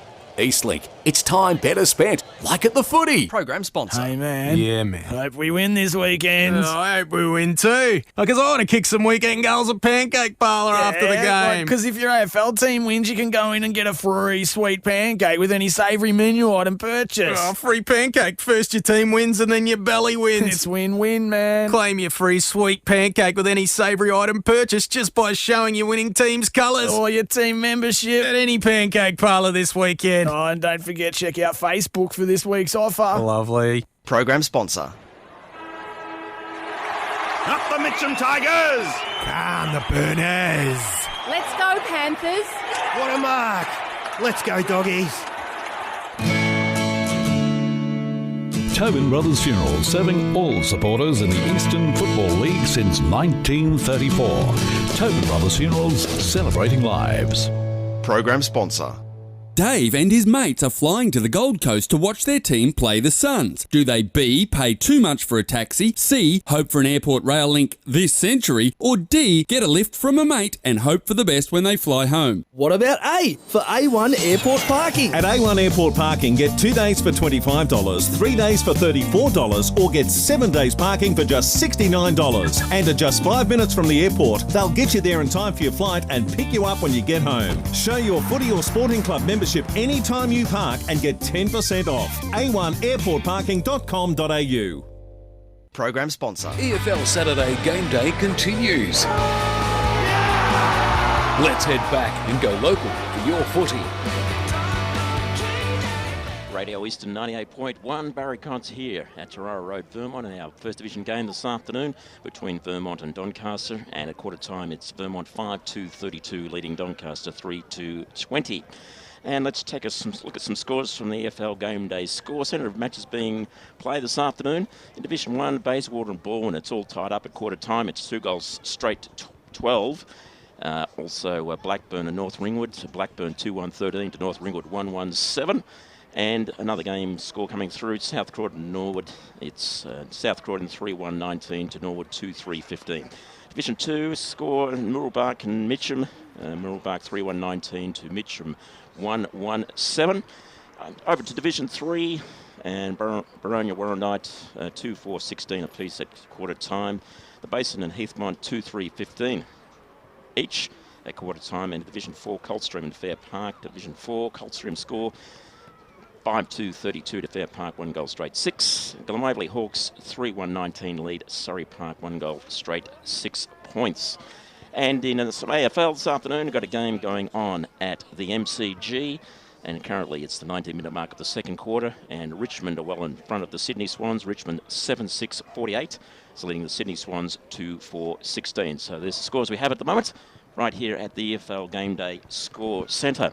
And Wayne, your summary of first quarter action at Vermont Doncaster here at Tarara Road. Vermont. Yeah, well, Vermont got out of the blocks, Barry, and quickly kicked the opening 2 or 3 goals and looked like they were going to run away with the game.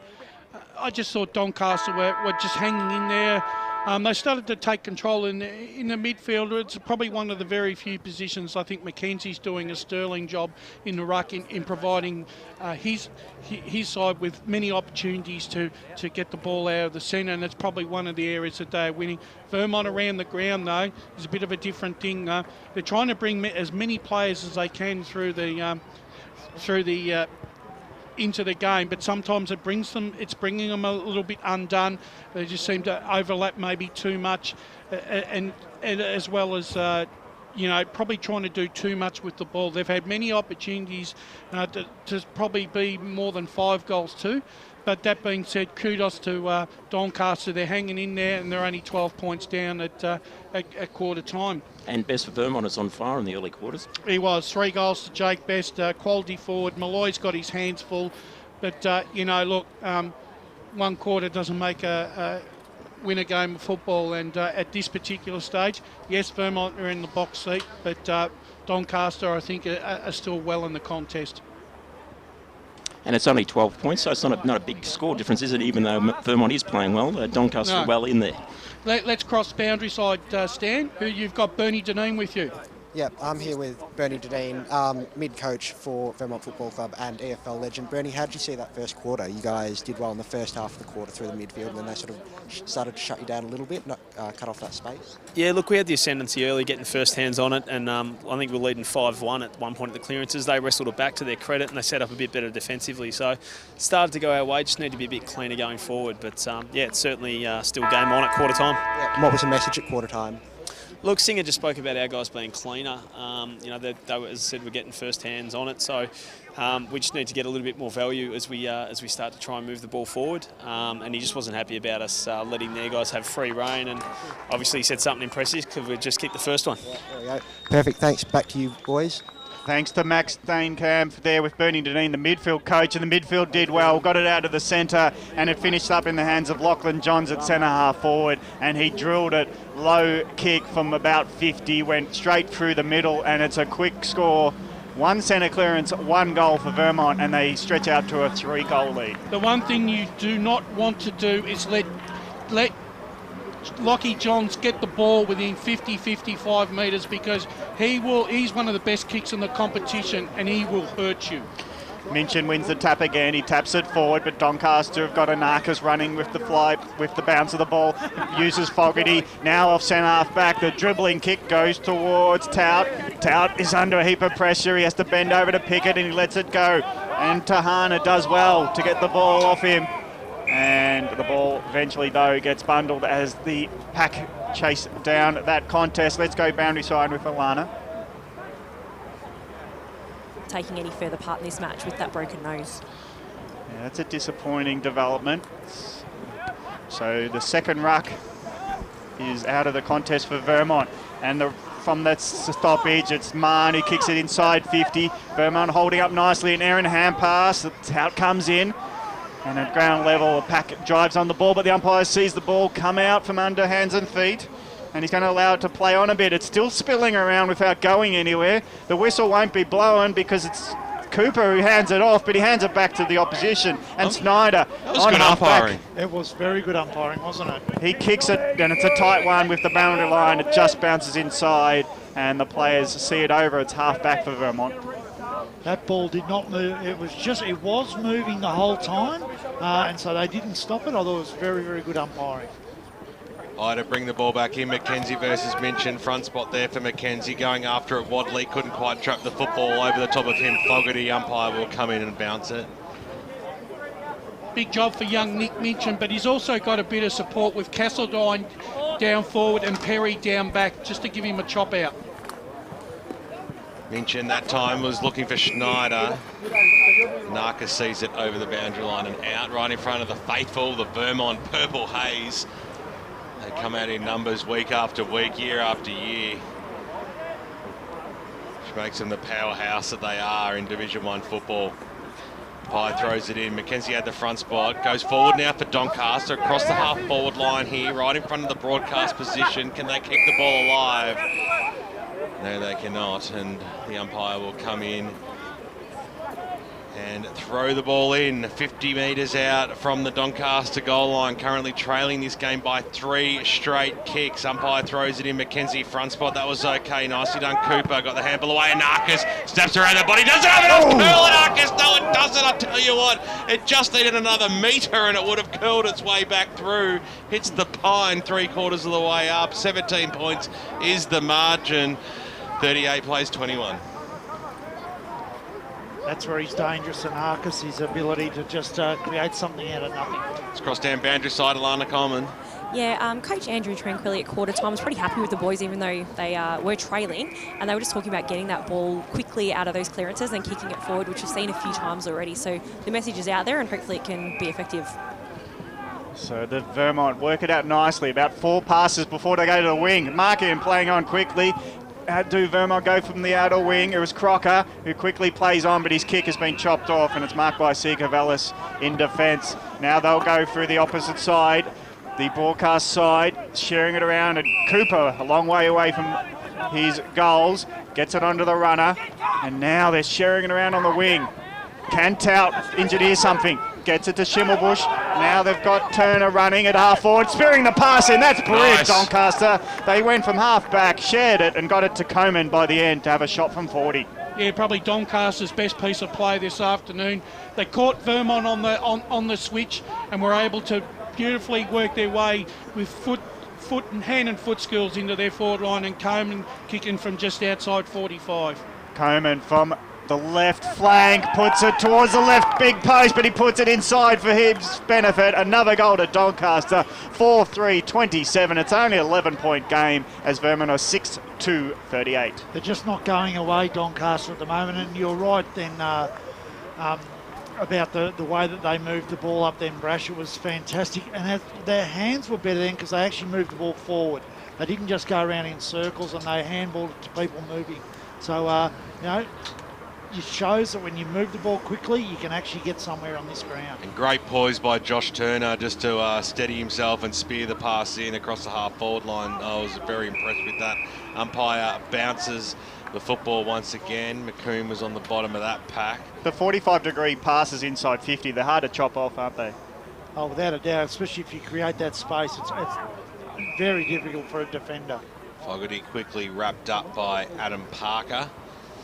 Still in the true middle of the ground out here at Vermont Recreation Reserve, down Tarara Road. Get down here if you can today. The sunshine is out and it's Division 1 football at its best. Doncaster through Fogarty go forward once again. It's a high up and under kick. Nicely knocked away that time by Fisher towards the boundary line. Chasing after it, Sammy Wadley, and the paint beats all players, and we'll have a boundary throw in. Forward pocket, right forward pocket now for the Doncaster side. It's really a game that if you don't structure up the right way, you really get hurt in these situations too. Big knock by Coleman over the back that time. Perry got the handball out wide. That was okay. Carey just squeezed a kick. He looking for his teammate there in Howard, who got the handball back to Carey on the right boot out towards the wing position. It keeps inside, but it hit no target. But they'll take the 30 metres, Vermont, and it moves out towards the half back line wing position now. It's crossed down boundary side. Here's Max. Yeah, Marcus Alessi's back on for Doncaster 2 boys. He's playing up forward. Great to see that happening. In the middle of the ground, they might go again here. See Caballas, the Sharks ducked out of it. Handball backwards, linking up okay. Now they're going out wide. They're McGarnis. Little handball backwards. They're this way, they're that way, but they're going to use the far side now. Is the Sharks. Nicely timely punch there by Crocker over the back, but Doncaster do have the numbers. Kick up towards the wing position, but nicely chopped off there by Adam Parker, who we know reads the play extremely well. Gets it across to McComb. Just on the edge of the centre square. They're 2 kicks from home now. The Eagles up towards the half-forward line. McComb's kick wasn't crash hot at all. It might just stay in, but it doesn't. And we'll have a boundary throw in 45 metres out from the Vermont goal line. That was a disappointing way to go then. I don't think that was the option. I think they wanted to go across ground and open the game up then. Rucks go out at half-back for Doncaster. They get hold of the ball. They're going to go through the corridor if they can. And Arcus is on the end of a hand pass. He just punts the ball as long as he can to centre forward. Late fly. Monk's over the top, but he can't come down with it. So it's a turnover, and Vermont hold the ball on the outer side. They'll drive it inside 50, looking for Best. On his hammer is Malloy. Goes the punch and gets it to the boundary line. So a great spoil there as Vermont had another inside 50. And they Monks came down pretty hard then, but he's up and about, so that's all right. But it's that one kick and then get it in quick. That's what they need to do, Doncaster, because they look really dangerous. Castletine doing the rucking in the forward line. So Brash was talking about him giving a chop out to Minchin. Quick kick goes into the hot spot for Vermont. They'll have a shot from 30. Quick kick. Just goes across goal, and it's no score. Still in, close to the boundary line. Doncaster under a heap of pressure. Alessi there just spills the ball. Malloy's around the spot, and they're happy to see the boundary line take it as they're under a heap of pressure in the forward pocket.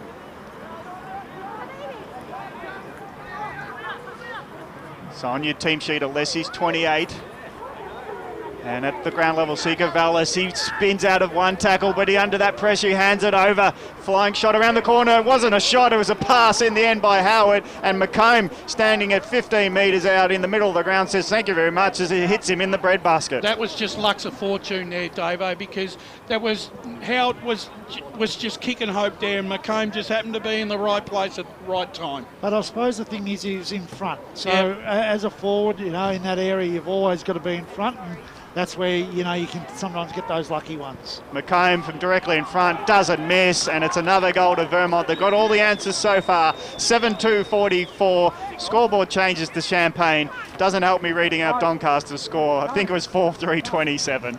One of the interesting things at the moment with Nick Minchin just coming off the ground, this could be a little bit of a patch of time there for Doncaster, who are already controlling the centre clearances and the stoppages, Davo, with Mackenzie and Jarvis in the ruck. It's a clear win that they are having at the moment. Can they take advantage of it? Well, they've got to, and they've got to use Anarchis in this situation. Castledine got the knockdown that time, but in the favour of Doncaster here in the middle of the ground. Across there's Cooper on the right boot, switches it across towards the half-forward line. Out in front there was Cooper.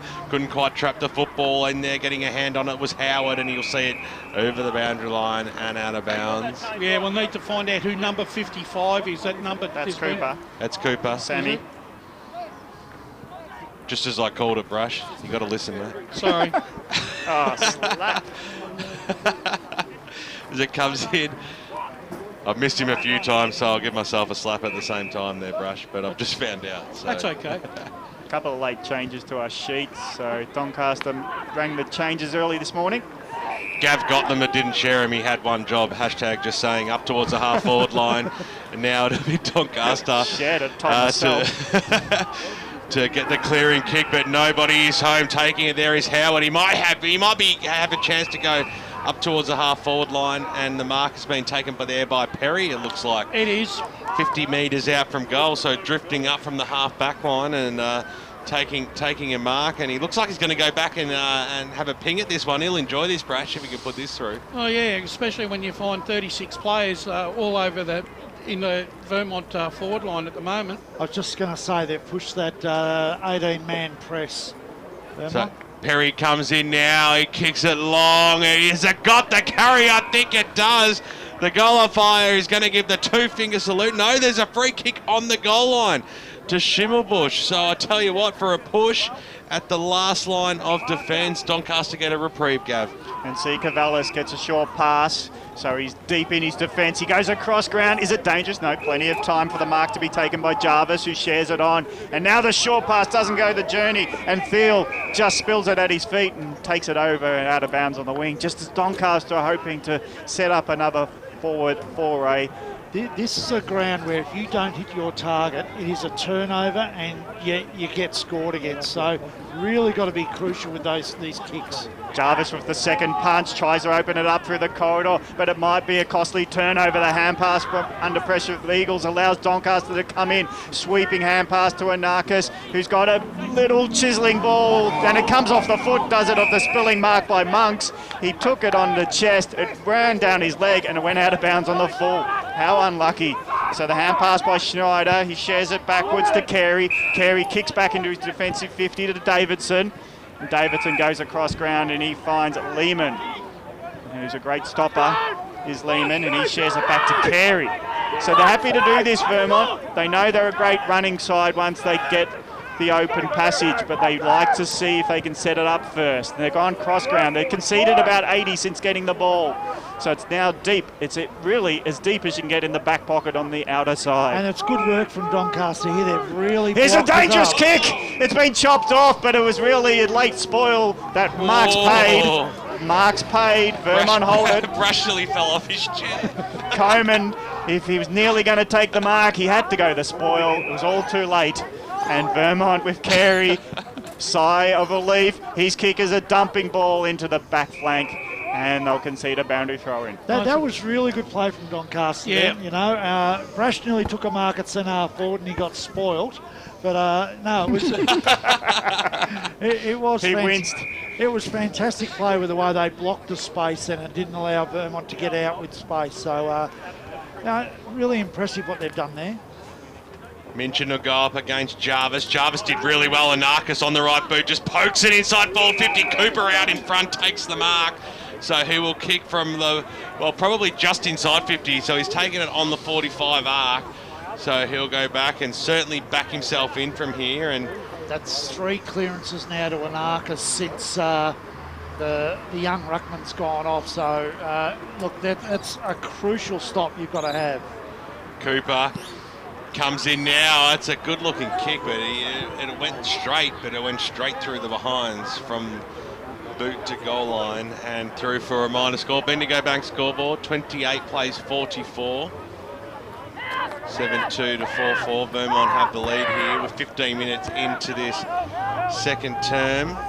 And it'll be Cam Howard to bring the ball back into play. He wants to go short. That was okay. Fisher takes the mark on the right boot, squeezes it back. Davidson takes it, gets it to Howard. Put him under a bit of pressure. They're certainly under pressure here, the Vermont side, in the good work by the Doncaster forwards for that offensive pressure, and they've got the spoil here across the.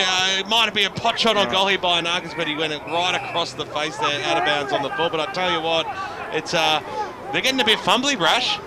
Yeah, Vermont. I think they're mucking around a little bit too much. BWS not being direct enough. Cooper comes in late. His across kick. Field kick was dangerous, but Howard's there to mop it up, and he shares it, and they clear now. Vermont in the middle of the recreation reserve, standing up tall as Schimmelbusch in the middle of the ground, hands it over to Tout. Tout looking for a teammate, the flying kick inside 50, 1v2. Donny might win out with the marker for McKenzie. He brings it to ground at least. Anarchis couldn't get the foot to the ball. Here's a chance from the pocket. It's a dribbler goal. Coleman for Doncaster, well deserved. That's pressure for 5 minutes. Just kept tackling, kept pressuring them, kept them hemmed in, and finally it comes to a shot at goal, and Tout from the pocket put a dribbler in, and it rolled through. Was it Tout, was it? Yeah, that was sensational play there from McKenzie. He backed back into a 3-on-1 situation, pushed the ball down the ground, then fought back for the next tackle, then pushed the ball out to Tout and created the goal. That was an outstanding play. So it's 5-2-34. It's a 10-point game. I've got a sniff that Doncaster are up for this game, and there'll be a contest for the full 120. And they get a free kick for Anarchis. Yeah, they're really taking their chances in the midfield here. Short pass on the bounce is not good because Vermont have got the numbers on the turnover ball, but they're fumbling because the pressure's big, but they got the numbers at the back of the pack with Tim Johnson. Lost my place there. The pressure's immense. Tim Johnson just put a kick out that went wide and out of bounds. But I think he's got a free kick. So it's a free kick to Doncaster. It's all happening for them. The Sharks, they smell blood maybe as they go forward. The kick just chopped off and a nice mark. No, there was a push out there. Umpire saw it. Looks like Dan Cooper. Yeah, so Cooper has got the ball from 45 metres and 45-degree angle, and we know what a great kick he was. He displayed it in the first term with a similar kick. This is a wonderful opportunity. Scoreboard pressure and the physical pressure on the defenders has been enormous. They're really issuing Vermont a serious challenge here at the moment. Vermont have to find a way to cope with this. 18 minutes gone. Cooper to close it to within 4 points from the flank. It's straight over the head of the goal umpire, and they're up and about are the Sharks. Doncaster 6-4-40. They close to within 4. Vermont 7-2-44. That is Cooper's goal number 2. And I think the difference has been the change up in the structure. And I think Wale Buxton, we're not having a go at the young ruckman Minchin. The fact is they've now got McKenzie forward. He puts a bit of advantage there. Jarvis in the middle. You've got Anarchis now starting to come into play in that middle section. Things have just worked their way a bit for Doncaster. So ball back in the middle now. I think it might be a free kick to Vermont here. McComb takes it.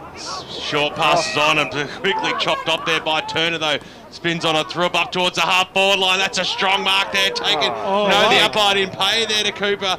Stacks on the mill going after it in there was Towd. He was on the bottom of the pack. I tell you what, that was pretty stiff. I reckon he'd done enough there to be awarded a mark.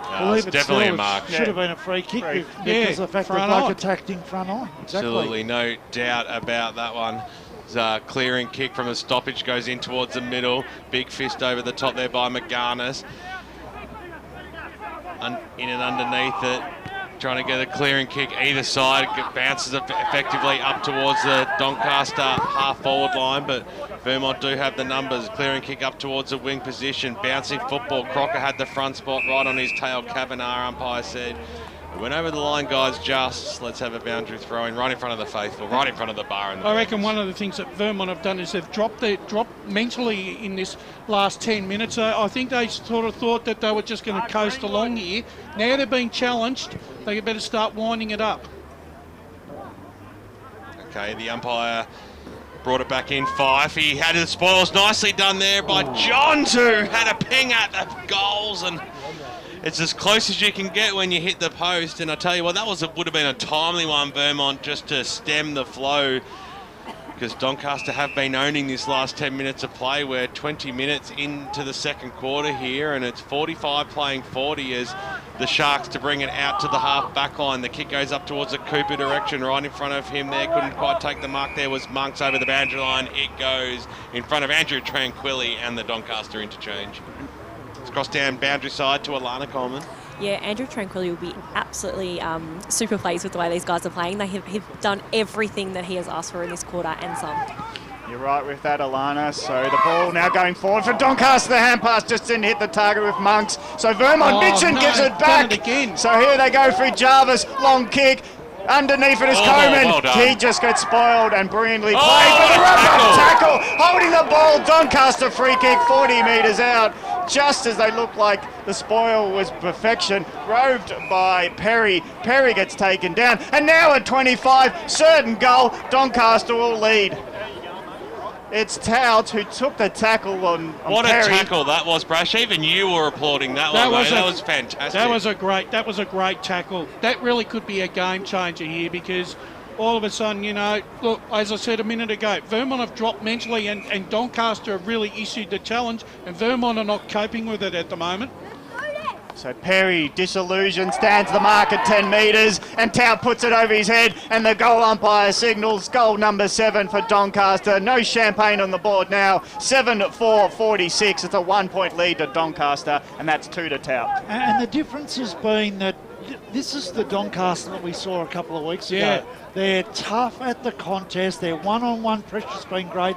And they've pressured Vermont into turning the football over, which Vermont weren't doing earlier on. So they're really capitalising on Vermont's mistakes. And Vermont, all right, you've got to start controlling the football a bit better. One turn to south, leading Doncaster East midway through the second term by 5 points. Around the ground scores coming through. Minchin gives a handball away. He's Parker. Usually got clean skills up towards the half-forward line. Nicely done by McGarnis. Got it knocked down, but straight into the arms there of the Vermont side, who kicked forward and towards the forward pocket, but nobody was home. It trickles over and for a boundary throw-in. And that again has shown what Vermont are doing. The number of times they've kicked to a 50-50 contest instead of spotting someone up, which they did in the first quarter, is a change in the game at the moment. Cross down boundary side to Max. Yeah, Vermont's forward line is very, very short as well. I was over there at the huddle and I would have been the tallest in that bunch, and I'm not a tall guy. So, yeah, they really should be trying to hit up targets, and they're just sort of blazing in, which isn't working for them, as we've seen this quarter. Might have been the tallest. You're probably the hairiest too. It's a decent-looking man beard you got going on there, Max, as the umpire balls it up now. It's about 50 metres out from the Vermont goal line. 2 kicks from home, you would think, in towards the forward pocket, and you've got to play in front. And just what the doctor ordered was Darcy Crocker in that front position, takes it, a floating kick forward on the chest, and it's got not the toughest of angles. And that's been 2 average kicks, but they've been marked because they've been in front. So, you take your luck when you get that opportunity.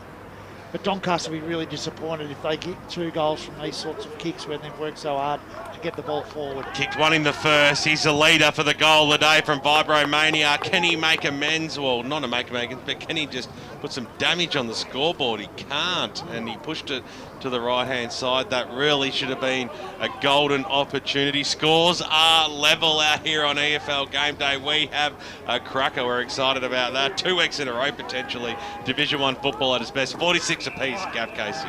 Kavanagh gets it passed to him, now gets it back, and Doncaster trying to run it out, but they run themselves into trouble. Now the dumping kick to Coburn, big fly! Doesn't get to the ball as the defenders punch it out. Lehman was underneath, but he did No the punch. highlight for Almost Footy Legends for you, Gav, but good try. Tried. He actually just got in the postcode as we were speaking, and he come in late, and Lehman just punched it out and said, "What are you doing?"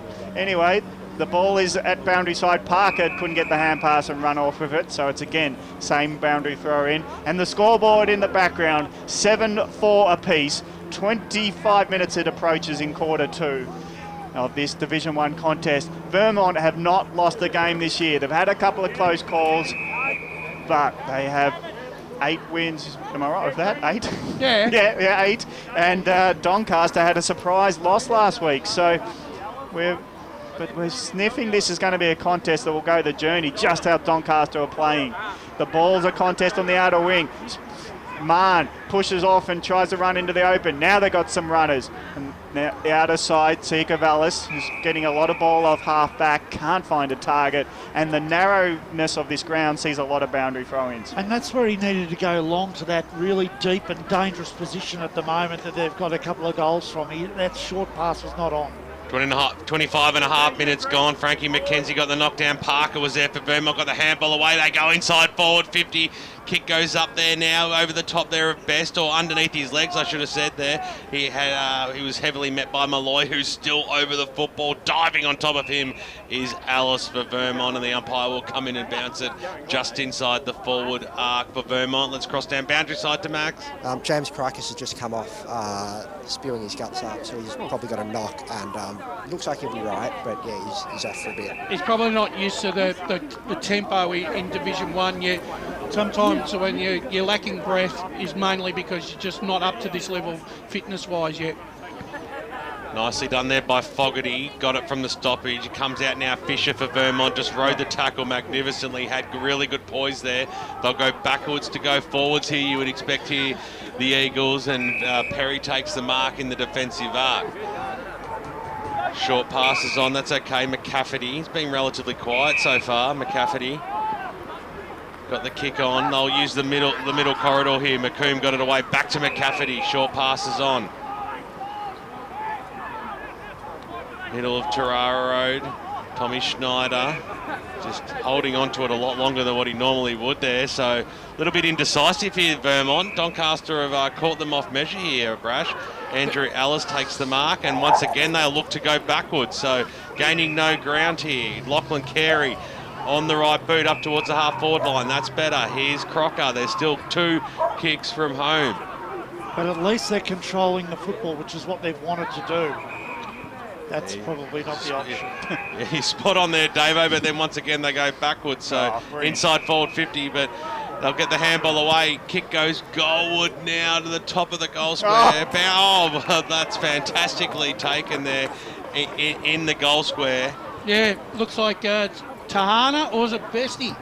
That's Best. Jake Best. Well, that was 14 possessions they had there in a row where they didn't turn the football over, which is what they have done previously. So, you know, it might be frustrating, but I think they actually had a little bit of method in that madness. How was the kick-off half-back? Low skimmer, about a metre off the ground. Chest mark taken 50, hand pass to McComb, and he just drove it in, and lucky enough, Best bodies out perfectly. Best kicks his 4th goal on the board, and Vermont once again gain the lead. And that's what they like to do, and that's what they did early on in the game. Their control of the football was really good, but just then, and you know, Doncaster just couldn't put enough pressure on the carrier to turn the football over.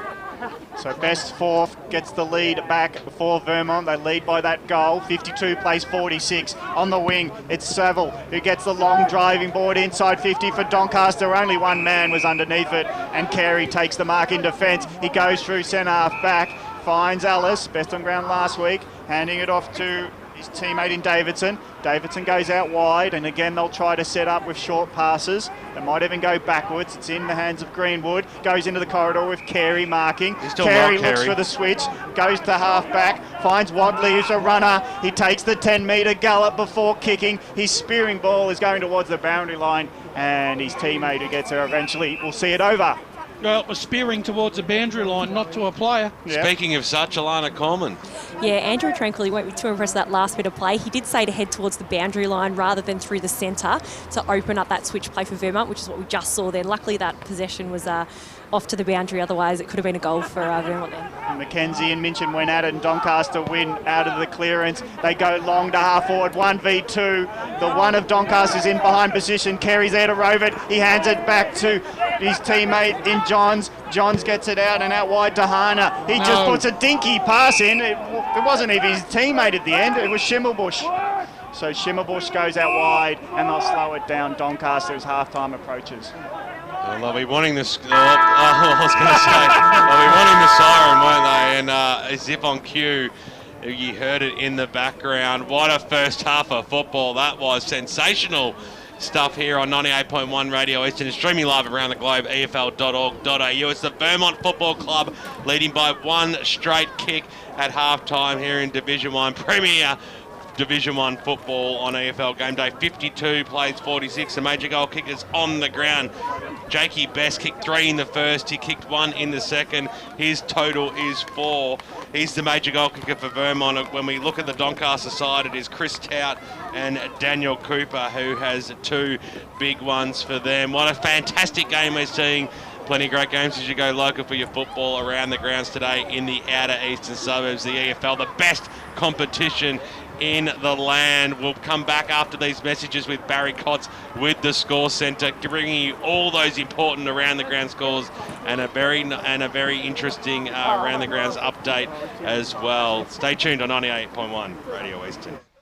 Never miss out on the latest information on the Eastern Football League through the league's social media channels. Live updates, information and scores through the league's Twitter account. The latest news and views on Facebook. Don't miss EFL Game Day or the Match Footage Hub on YouTube. And all those happy snaps on the league's Instagram account.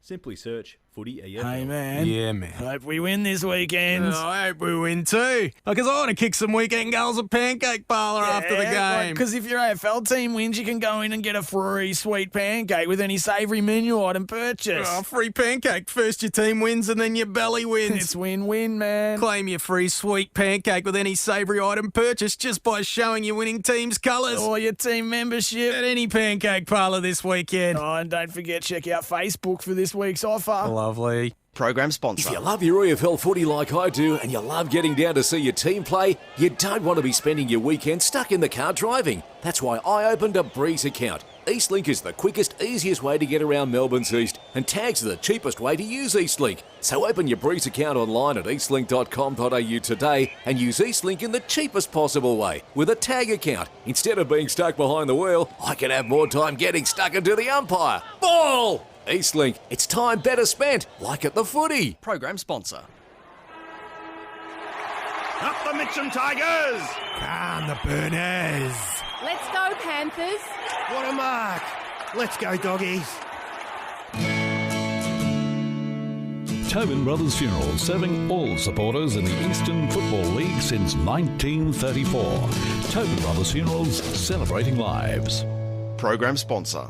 Dave and his mates are flying to the Gold Coast to watch their team play the Suns. Do they B, pay too much for a taxi, C, hope for an airport rail link this century, or D, get a lift from a mate and hope for the best when they fly home? What about A for A1 Airport Parking? At A1 Airport Parking, get 2 days for $25, 3 days for $34, or get 7 days parking for just $69. And at just 5 minutes from the airport, they'll get you there in time for your flight and pick you up when you get home. Show your footy or sporting club membership anytime you park and get 10% off. A1airportparking.com.au.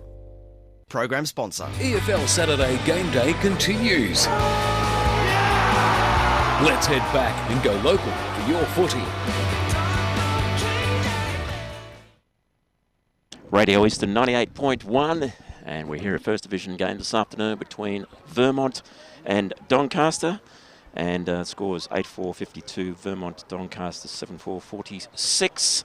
And plenty of interesting game this afternoon.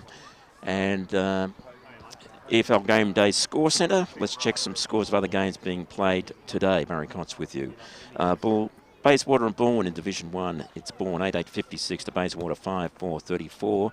Noble Park 6-1-37 to Montrose 1-2-8. Blackburn and North Ringwood, it's Blackburn 5-2-32 to North Ringwood 2-4-16. Last score from Roval East Ringwood 2-4-16 East Ringwood to Roval 1-3-9. South Croydon and Norwood, it's a close game indeed. It's 2-point difference at half time. It's Norwood 7-4-46 to South Croydon 7-2-44. Division 2 Mulgrave and Knox. Knox 5-6-36 to Mulgrave 4-5-29. Mitcham and Murrelbach. Murrelbach 9-2-56 to Mitcham 6-6-42. Lilydale 6-2-38. Croydon 1-1-7. Upper Ferntree Gully last score 2-3-15. Upper Ferntree Gully Wavy Blues 8 behinds 8 points. One Turner South Doncaster East. Doncaster East 4-4-28 to 1 Turner South 3-20. To Division 3 Baronia Warrandyte. Baronia 7-6-48 lead Warrandyte 3-6-24. South Belgrave East Burwood. South Belgrave 3-3-21 to East Burwood 2-2-14. The Basin and Heathmont 10-6-66, well ahead of the Basin 4-6-30. To Division 4 and Coldstream and Fair Park. Coldstream well ahead. Coldstream 10-4-64 to Fair Park 1-3-9. And Glen Waverley Hawks in Surrey Park. Glen Waverley Hawks 4-2-26 to Surrey Park 1 goal straight 6. Whitehorse Pioneers 4-6-30 to Forest Hills 6 behind 6 points, and Donvale 4-3-27 to Kilsyth 1-1-7. And let's find out what's happening around the world, and let's cross to the 9 newsroom. And in the 9 newsroom this afternoon, joining us for the news will be on tonight at 6 is Corey Norris. Good afternoon, Corey. What's happening around the world? Hey, mate, how are you? Not bad. Interesting That's the way, yeah. Interesting Very well. afternoon. Just keeping a close eye on this Richmond-Sydney clash at the MCG. Geez, it looked all Richmond in the first half, but geez, the Swans have come back pretty hard. I think the Tigers have just kicked away in the last couple of minutes, so 25 points difference. But we also ventured out to Whitten Oval today, where, of course, the Dogs are looking forward to that clash with Melbourne tomorrow. And the coach, Luke Beveridge, he's certainly bristling at suggestions that Doggies are suffering from a premiership hangover. So tonight, also at 9 News, residents have fled 2 house fires in Melbourne this morning. 5 flames, and the Pearsdale protests have erupted right across London in the wake of those rainfall. 7 American sailors are missing after a US Navy ship collided with a merchant vessel near Japan. Skyrail construction has kicked off at Murrumbina overnight. And we have the story of 27-year-old Steph Dundas, who is on the road to recovery after undergoing 5 organ transplants. That's all coming up. 9 News tonight at 6 with Alicia Loxley. Thanks very much, Corey. And we'll, as I said, we'll catch you tonight at 6 with National 9 News with the delightful Alicia Loxley. It's EFL game day out here at the Vermont, and I think we're going to take a break in just a moment. Yes, we are. And just to cover the score at the MCG this afternoon, Richmond and the Sydney Swans, it's 9-minute mark of the third quarter, and it's Richmond 8-6-54 to the Sydney Swans 4-5-29. So the Sydney Swans are making a bit of a comeback there. The other game this afternoon is between Port Adelaide and the Brisbane Lions, and that's being played at the Adelaide Oval this afternoon. And that game will get underway around about 4:30 this afternoon. We're going to take a break, and we'll be back with more of EFL Game Day halftime here at Vermont. The EFL is all you love about football. Standing in the outer with your mates, kick to kick on the ground with the kids, always a family-friendly atmosphere. Don't miss a moment every weekend across the eastern suburbs. The Eastern Football League is local footy at its best. For more information, jump onto efl.org.au or search Footy EFL on Facebook or Twitter. Mitcham Tigers! Calm the Burners. Let's go, Panthers. What a mark. Let's go, doggies. Tobin Brothers Funeral, serving all supporters in the Eastern Football League since 1934. Tobin Brothers Funerals, celebrating lives. Program sponsor. Dave and his mates are flying to the Gold Coast to watch their team play the Suns. Do they B, pay too much for a taxi, C, hope for an airport rail link this century, or D, get a lift from a mate and hope for the best when they fly home? What about A for A1 airport parking? At A1 Airport Parking, get 2 days for $25, 3 days for $34, or get 7 days parking for just $69. And at just 5 minutes from the airport, they'll get you there in time for your flight and pick you up when you get home. Show your footy or sporting club membership anytime you park and get 10% off. A1airportparking.com.au. Program sponsor. Hey, man. Yeah, man. Hope we win this weekend. Oh, I hope we win too. Because I want to kick some weekend goals at Pancake Parlour after the game. Because if your AFL team wins, you can go in and get a free sweet pancake with any savoury menu item purchase. Oh, free pancake. First your team wins and then your belly wins. It's win-win, man. Claim your free sweet pancake with any savoury item purchase just by showing your winning team's colours. Or your team membership. At any Pancake Parlour this weekend. Oh, and don't forget, check out Facebook for this week's offer. Lovely. Program sponsor. EFL Saturday Game Day continues. Let's head back and go local for your footy. Radio Eastern 98.1, it's half-time here at Truro Road in Vermont, the game between Vermont and Doncaster in Division 1. And the half-time score is Vermont just ahead. Vermont 8-4-52, leading Doncaster 7-4-46. Let's go through the scores again on EFL Game Day Score Centre. Barry Const with you. Bayswater and Bourne, half-time. It's Bayswater. And trailing Bourne 8-8-56 to Bayswater 5-4-34. Noble Park and Montrose. Noble Park 6-1-37 to Montrose 1-2-8. Blackburn and North Ringwood. Blackburn 5-2-32 to North Ringwood 2-4-16. Roeville 3-5-23 is trailing East Ringwood 4-8-32. South Croydon and Norwood, it's a close game indeed at half-time. It's only 2 points of difference. Norwood 7-4-46 to South Croydon 7-2-44. In Division 2, Mitcham and Mirrabbark, it's Mirrabbark 9-2-56 to Mitcham 6-6-42. Liddell 12-6-72 to Croydon 5-6-36. Upper Ferntree Gully and Wavy Blues, it's Upper Ferntree Gully 8 goals 6. See, that's 52. And Waverley Blues have only kicked 12 behinds, 12 points to half-time. Doncaster East and Wanturna South. Doncaster East 5-10-40. They are just 1 point ahead to Wanturna South at half-time, 6-3-39 Wanturna South. So a close game indeed there. And Division 3, Baronia 7-6-48 to Warrandyte 3-6-24. And the Basin Heathmont 7-4-46 to the Basin 2-3-15. To Division 4, Coldstream and Fair Park. Coldstream 10-4-64 to Fair Park 1-3-9. Forest Hill and Whitehorse Pioneers. Forest Hill well ahead at half-time, 7-10-52 to Whitehorse Pioneers 2-8-20. And the final game in Division 4, Donvale 9-9-63 to Kilsyth 5-3-33. So a fair lead there in that game. And just double checking again, we'll just check that score at the MCG this afternoon between the Richmond and also the Sydney Swans. Richmond got out to a bit of a start in the first half, but the Sydney Swans have fought back, and currently we're into the third quarter, and it's Richmond 9-6-60 leading the Sydney Swans 5-5-35. And is that we're ready for another break? Okay, we'll go for another break. We'll be back because the players have just come onto the field for both Doncaster and Vermont. So it looks like it'll be a very interesting second half of this game. And the score at half-time here at Vermont, it's Vermont ahead. Vermont 8-4-52 to Doncaster 7-4-46. We'll be back for the second half right after this. In footy, the best players always get tagged. In Melbourne, the best and cheapest way to get around the tollways is to get your car tagged. That's because a Breeze account works on Eastlink and it works on CityLink too. A tag's also the cheapest way to use Eastlink and CityLink. So open your Breeze account online at eastlink.com.au and start winning as a tagger today. Speaking of winning, my team's a sure thing for 4 points today and maybe the premiership. Come on up, that was in the back. Eastlink, it's time better spent, like at the footy. Program sponsor. Nothing better than a companion to keep you up to date with all the latest when you're at the footy. Better still, one that fits in your back pocket. The Eastern Footballer is a must-read. All the latest information, team lists, feature articles and much, much more. Pick up your copy this weekend as you love it local across the Eastern Football League.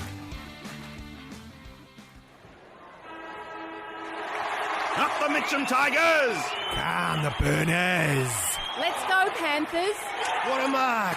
Let's go, doggies! Tobin Brothers Funeral, serving all supporters in the Eastern Football League since 1934. Tobin Brothers Funerals, celebrating lives. Program sponsor.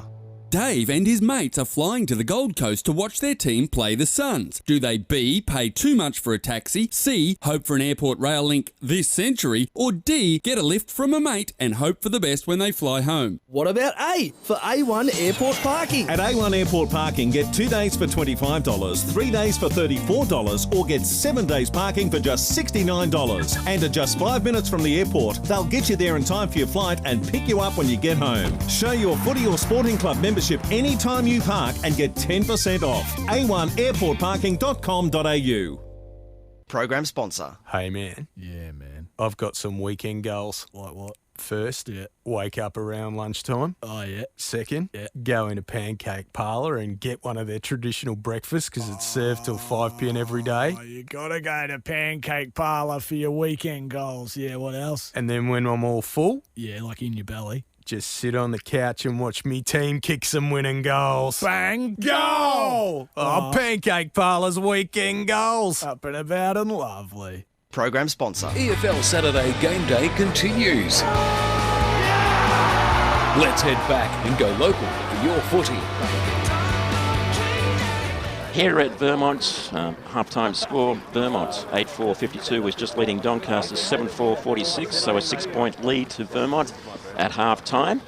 And Wayne Brasher is back, and Wayne, Vermont has got a bit of a job to do if they want to get over Doncaster this afternoon, because it looks like Doncaster are very determined to win away. Yeah, they are, Barry, and full kudos to Doncaster. You know, Vermont at times looked like that they were going to take the game by the scruff of the neck and run away with the contest.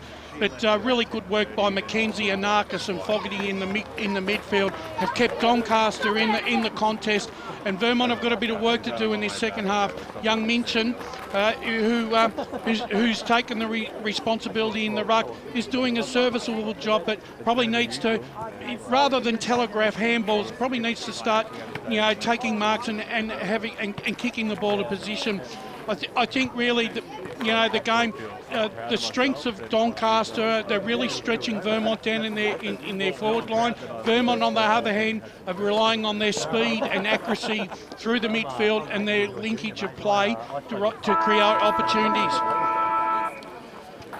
That is the siren to start the second half here at Vermont. It's Vermont v Doncaster. It's only a goal the difference with the Eagles leading. And again, the centre clearance will go to Fogarty with a holding the man free kick. He goes along to the opposite side to Canterbury Road, the residential end. Spilled mark, but at ground level it's picked up by Mahon. Has a long kick to the goal square. Big opportunity for Doncaster, but the numbers in the contest will win out for Vermont. High up and under.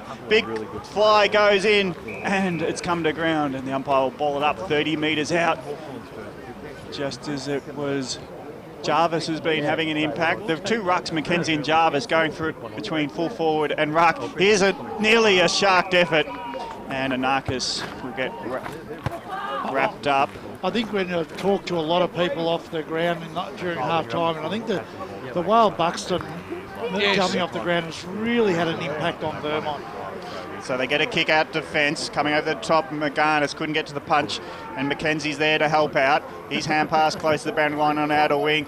Getting involved now is McGarnis. Hands it inboard to Sigavelis. He might have kicked it instead of hand passing. He's regretting that now as he gets tackled when he gets back on the ball. So it's in the centre of the ground. Doncaster through Fogarty just barges his way into it. Picks it up, throws it on the boot. But Vermont have got good numbers. Davidson has got poise. He's got a short onto Howard, not 15, said. Play on they do. Wadley gets it going to half forward, and he's happy to see the boundary line because they were under a heap of pressure for the first minute and a half of this quarter. Yeah, I think some of the experienced Vermont players need to start to show their best in this half. Some of them have been very well held. Boundary throw in 45 metres around from Vermont's goal. They've done all the defending, but they used the broadcast side well there to get some territory. And the punch goes from the boundary throw in, and McGarnis literally knocks it. McGarnis literally knocks it over the boundary line, 50 metres around. 52 plays 46. Vermont up by a goal. Just being held as Mahn was either shepherding or trying to get a holding decision. Narcus just attacks the ball, grabs it. Contest on the wing. It's a holding that will go to Carey. Will the play on be given to Davidson? He does it anyway. Goes to centre forward. Late body check from 5 means a free kick to Vermont. Advantage paid. Run on Howard for a goal. Alex Greenwood. Sorry, it's Alex Greenwood from 40 metres on. Just played on as everyone else stopped, and from 40 metres out he put it straight in front, and Vermont have a 2-goal lead. That's where the advantage rule is. You've got to be switched on. They took it. They did take advantage of the advantage rule then. So yeah, and once again, the thing is with that rule though, Davo, it actually creates limbo for the opposition because you just don't know. There's got to be, the umpires have got to call it much quicker than what they're doing because it stalls play and the opposition don't know whether to go or throw. Another centre bounce. Anarchis roves it forward of the centre circle, gets a kick and it's into the great position, and Mark taken by Cooper, who will go for goal number 3, 35 metres out directly in front, and they're just killing him in these centre stoppages. They've just got to take more advantage of it. They had a couple early on this quarter, they haven't taken advantage, and they let Vermont kick the easy goal, so now they've got to get this one back. So it'll be a quick answer from Cooper. We're just ticking towards 4 minutes. Vermont got the first for the third term. And now Cooper, who's been very accurate from more acute angles, from directly in front. He's put a bit of a drop punt, pulled it a little, and a little too much he has. And it's the easier ones that sometimes are harder to get. You just can't afford to miss those ones. No, that's a bad miss in the context of play at the moment. Because if it suddenly goes down the other end, they kick a goal, it does become the classic 12-point play. And the kicking action wasn't the same, not kicking through the ball. It makes a difference big time. So using the grandstand side, big fly there by Coleman. He couldn't take the mark. It comes down Fife on the right boot, kicks it back inside forward 50 for Doncaster, but the kick went wide. It went very wide and out of bounds on the full. Shane Davidson to bring the football back in. Weighing up his options. Squeezed a kick. It was a risky one, but it was worth it in the end. Rory Lehman takes the mark, got the handball away. Got it back to Davidson. Little handball over the top. He was under pressure. Found Schneider, who just gave the little don't argue. This way, that way, out wide now. Vermont streaming up towards the half-forward line. Currently leading this game 58-47. And that was too easy then. They shouldn't have allowed that little fend off. Kick goes inside forward 50 now. Big fly there. Johns had the first handle on the ball, overrunning it there. Darcy Crocker right towards the boundary line. I tell you what, I think McGarnis and Schimmelbusch have done a great job. Yeah, today. they have. Really shut down any of the key forward thrusts that Vermont have had. To bring the ball back in. McGarnis will go up that time against Carsadine, and Narcus was in there.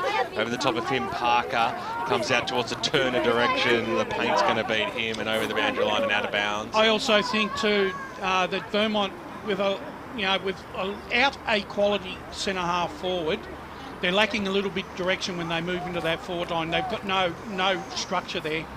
Big shout out to the Doncaster and Vermont Junior Football Clubs who were out on the park at halftime today, putting on a fantastic display with the fans getting right involved in it as well. Great to see the the next generation of footballers out on the park today. Fantastic stuff. Yep. It is a great part of our game when you get to see those sorts of things, isn't it? I love that. I love that sort of stuff, and wearing the club jumpers as well. It's just fantastic. And you don't realise how much of a buzz these kids get out of it. Snyder's got the ball at centre forward, holding the ball against Tout. Meant the Snyder was rewarded with a kick at goal, and it's a very deliberate approach from not much of an angle, just outside the 45 metres. He goes as long as he can, but he doesn't get the journey accurately, and it's just to the right for a minor score. So it's back out to a 2-goal lead for Vermont, 9-5, leading Doncaster 7-5, 6 minutes travelled in this third term. We're at that point now where next goal is really important. Yep. For either side. So Doncaster will go into the pocket with the short kick, and Malloy's there to take it. So broadcast side he is. Oh, there's a bit happening there. And is it Vermont or Doncaster? Oh, okay. Doncaster have got a 25 metre. So Davo, you saw it. I didn't. What happened? He saw the aggressor, but didn't see the retaliator. And you know what? If you see it and pay the 25, and it was for a head high, you report them. Yeah, it's it. Malloy kicks it back to Kavanagh, who spilt it like it was a hot potato. Well done, Perry. And Perry chased him down. And he's got some help now, but coming in, McGarnis wraps up the tackle, and that saved the day. So Kavanagh, when the switchback, he meant to just mark it and run on, but he ran on before he marked it, and that's where the trouble started for Doncaster. So McGarnis, uncontested, taps it down, but it's been sharked by Howard, who handballs back into the pack, and now the pack jumps on the ball, but the umpire's been willing to let it go. Mann gets it for Doncaster. He's been penalised for holding the ball, so there's not much room around this contest, and the tackles have been good. Vermont have got the free kick, load up, but it's sprayed off the boot, and it actually just sneaks in for one minor score. 9-6 plays 7-5, 13-point lead to the Eagles. That was a really poor choice of kick too. Had to go to the top of the square and blaze from outside 50 on the boundary line. So Kavanagh, can he redeem himself with a short? Does find his teammate. They go to the outer pocket this time, so they'll keep it in hand. But where's the second kick now? Another short, dangerously into the corridor, and up to the task with Fogarty, because he had to mark it, because he got smashed as he did so, and he'll pick himself up. Look at another short. He's done some real hard yards today, Fogarty. He dares to go down the middle again, and Doncaster do keep it. They'll go out to the broadcast R side, pavilion side, half back with Mann. And I say broadcast, the feed might have gone down for a second. And it's now kicked, and Minchin takes the mark on the wing. And that's why we're one commentator down. When the TV goes down, he's out. So Campbell again. Yeah. So BWS, I think you've got your vision. Meltdown as it comes out now. It'll be Vermont to switch the play. They've got the run of the football at the moment. 23 points they lead by. The kick goes up. Lachlan Johns takes the mark in towards the middle now. They're going to square things up, and nicely chopped off there by Mickey Fogarty. This way, that way, a little bit indecisive, goes out wide. Kavanagh on the left boot, up towards the half-forward line. He was looking for his teammate there in Monks, who got over the top, got a handle on it. They've still got the numbers. The kick goes inside forward 50 now for Doncaster. It's a scrambly football. Who's going to win out in this instant? A lot of players in shoe on the pill, and will have a bounce about 25 metres out from goal. They need the next one, don't they, Doncaster? They do. They do, but I really like Vermont's tackling in the last 5 minutes. They've really increased the intensity with their tackling, which is important. So Minchin went up, Minchin went after it again. That was really good play. Clearing kick from Vermont. Across the half-back line, Parker took the handball, and then they link up well through the middle of the ground up towards the half-forward line. They go now, strong mark there, taken by Best. He might have a pick from here, Best. Oh, he just knows where the big sticks are, doesn't he, Jakey? He's an absolute superstar. He kicks goal number 5 for the afternoon, and Vermont just to control this game in the premiership quarter out here at Tarara Road. Yeah, they made, that was probably their best piece of play all day over. It just made it look very easy then. It's crossed down to Alana Coleman, boundary side. Yeah, interestingly as well, they've actually put Joel Perry down forward for Vermont. So we're talking about that structure and lack of structure from Vermont, maybe with the tall forwards, and he has gone down there maybe to straighten them up a bit. Good call, Alana. Well, it releases Best too, doesn't it? Yes. It releases him to get that one-on-one, and that's exactly what they want. So Lucky best kicked it from 50. He had a man running towards the goal who had got off the lead. And now it's Snyder doing some good work in the centre. He's searching, hand pass, only finds Schimmelbusch in the way. And Schimmelbusch bursts through the centre circle. His short pass was ineffective. And now Vermont take the ball out of wing. Snyder gets it on the wing. Decides to play on when he's standing right next to the guy on the mark. So he's been hassled into hand passing it to Howard. And they skirt around the boundary line. And eventually Best takes the mark or drops it just as the fence was colliding with him. And it was nearly a good mark, close the line, but it's a boundary throw in, 45 metres around from Vermont's goal, and they sense that they've got their steadying goal and they've got their confidence back of the Eagles. Boundary throw in. Ball comes back into the corridor, being pushed out. That might be over the shoulder. It was a dip shoulder, but Malloy went in too fiercely, and he's taken over the top. Was that Snyder again, or was it? Yeah, it's Tommy. Yeah, of course it is. Just look at that on the replay. Just Brash, it's Tommy like it's his nephew. Well, he will be if he kicks this goal. He'll be blood and family. Well, put it this way, he didn't make the distance from his last kick from this area, so the forwards need to be really awake here. Someone needs to be front and square. Schneider from about 50, he'll kick. Will he get the journey? He's trying his best. He puts it long and a bit right. McGarnis is happy just to put the last finger on through as it goes for a minor score. So it's 67 plays 47. Vermont doing much the goal scoring this term, and the short pass finds Fogarty.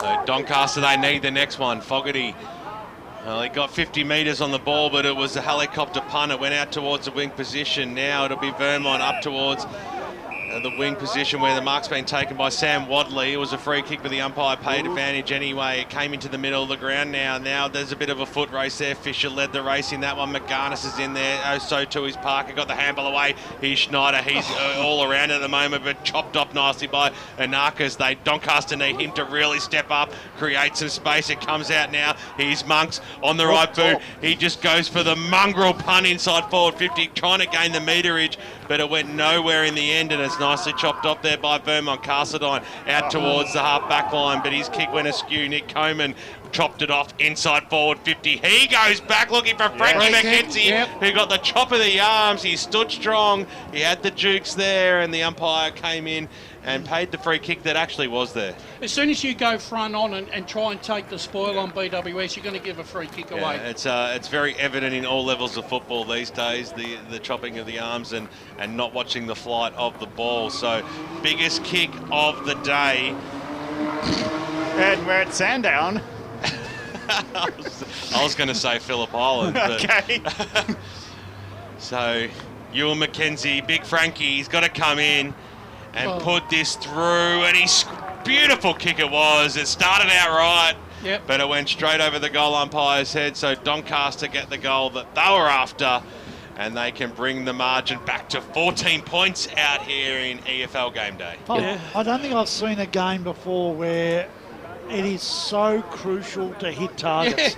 There, just about every time a team has turned the football over, the opposition team has hurt them on the scoreboard. So, it's about, and that's what Harmon said at quarter time, have to use the ball correctly, and if you don't, you get hurt. You will get punished. It's the first goal for that McKenzie-Jarvis combination where they share. Coman's actually doing the rucking this time, but Vermont win the tap, and they go inside, and big mark by Perry, who was too tall, and the ball just was in front, and he gripped it like a vice. The 40 thing metres. with the thing, Gav, with making Perry go down forward, it actually makes Mark Arness more accountable. He doesn't get that lack of height luxury that he had in the first half, and Perry's always going to provide a contest. That was a good, strong mark too, That because McGarnis was wearing him like a glove. That was, he couldn't do any more. So Perry from 45, 48 metres actually, and as straight as you can kick a ball. It has gone through the middle, and it was a great effort by Doncaster only moments ago, but it's been quickly answered. Back to a 20-point lead halfway through this third term. Waiting on the scoreboard to come back to us. It's coming back, Gav. It's 11-7-73. Yes. Doncaster 8-5-53. It's a 20-point margin. It is. 53-point margin out at Heathmont versus the Basin, where Barry Hall has kicked 4 goals for the Bears, but he'd want to pile on another 10 just to get them back in the game at this point in time. But how many dollars has he sold over at the Cairns, I reckon, is what good for them. Well, we've got Brett Beston out there, and he'll be sure to tell us what the day is all about out there as the Doncaster side now. Can they get the quick answer, get this margin back to within 2 goals? Big fly over the back by Rory Lehman. That was a good mark. Eyes only for the football, and he takes it across the half back line for the Eagles. Yeah, Buff Lehman did a stellar job on Lee Williams last week. Where's the buff come from, Brash? Oh, well, his namesake. Comes out now. Fair enough. Here we go. Asked and answered. Comes in now. Oh, that's good play. Jakey Best out in front. Lace out. Takes the mark. 45 metres out for goal, and this will be the. This can be a killer for Doncaster, Davo. And look, and he could be the difference between the two sides at the moment. Every time the ball goes forward, he's a danger. He's kicked 5. He just knows where they are, and he just makes it easy for the goal umpires because they don't have to get up their steps. They'll have to do that after the game to hit their 10,000 for the day, because Jakey Best kicks his 6th goal of the afternoon. The 2-finger salute and a 26-point lead to Vermont. Very handy going into this stage in the 3rd term. He is a beautiful kick for goal, isn't he? And you're right, it's a minimal action. Minimalist action, I should say, and very, very impressive the way he goes about it, and he's a dangerous body up there. Mackenzie back in the ruck, and they do win it forward, do Doncaster, but they just couldn't grip it when they were going through centre forward. Howard's been taken in a tackle, and he gets it out wide where Parker runs onto it. He leaves it behind after tackled, and he might be penalised. It's free kick to him. He was legged. Johns was, yes, so Johns is looking for a short. Parker's there, so is McComb. Driving ball inside 50. Perry picks it up, turns to his right, kicks around the corner. Best is always dangerous, but so is Crocker, but he gets taken in a tackle. Here's Best from the pocket. The boundary umpire kills his moment because he was just about to hook it around on his left. He stole your moment. Yeah, I was going to get up for it. So Best has kicked 6. And I think his personal best is about 8, don't you reckon, in senior football at Vermont? Brash? Yeah, I think it's 7, Gav. Okay. So if he gets the 8, we're going to call it his best. Yeah, that'll do. Not worth announcing unless you know, Gav. Well, it's a hypothetical. It's just one of those ones where Brash knows everything, and I was hoping he'd come with the answer. Ball's now back in play as we get on with it. Otherwise known as throwing your teammates under a bus. Well, I've got every confidence in Brash stopping a bus. Then as it went over, bang, bang. Yeah. There's a drive-by and you heard the screeching wheels before. Oh, you didn't screech, you just kept going. You weren't breaking at all there. Anyway, we move on. And Baganis wins the tap down, but has he got support from teammates? Parker comes in with the tackle and he rides his opponent into the ground, and the umpire comes in to ball it up 45 metres from the goal. It's a crucial 5 minutes for Doncaster here. Crucial 5 minutes. Quick kick out was like a karate scissor kick, and it's Best who picks up the ball, but he gets it goalwards, marked last line by his opposite number in Schimmelbusch.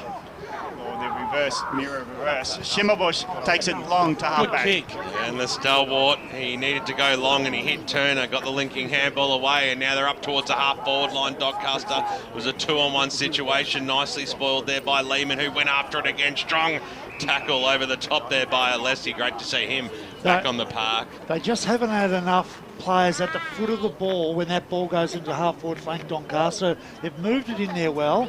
They just haven't had enough crummies. High balls it up, Minchin's in and over it, giving it don't argue there was Mann who copped one around the shoulder, but the umpire said it is okay, out of bounds, it is. You can just see too, Davo, that Vermont's run off the half-back line is really starting to worry Doncaster. Yeah, as soon as they get it, they're all off. Free kick there. Minchin got in the back there, and Mackenzie umpire said okay. He thought, heard Brash say that it should have been he's umpiring the game from the broadcast position at the moment.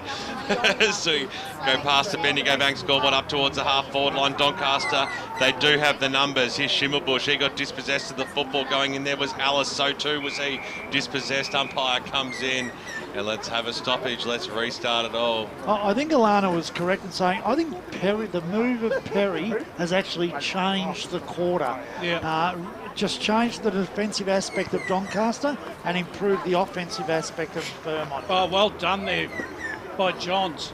Take it away, Brush, even if you want, as they go goalward, but pushed very, very wide there by Luke McComb. And on the Bendigo Bank scoreboard, it's a 27-point lead to the Vermont Football Club. They are 80, Doncaster 53. The Sharks, they need a goal. If Vermont kick the next one, it's sayonara. But if Doncaster can get one, well, we're back to them having the belief in it being game on. And Dave O'Sullivan's just got delivered.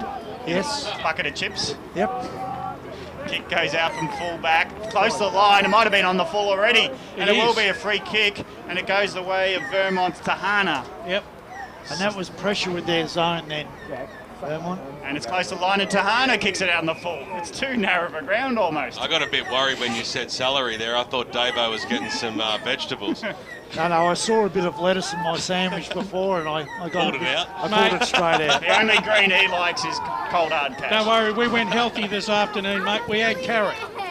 So the kick, Doncaster have made their way to the wing, goes over the back with Tim Johnson, grabs it, and he's looking at his options. He's cool as a cucumber. Talking of green veggies, and that's as much as I've got. It's a penalty throw in on the outer side, I think, that might save us. So the umpire will have to bring it back into play. He's taking his time. It's a ball up. He's directing traffic more than actually umpiring. Get on with it.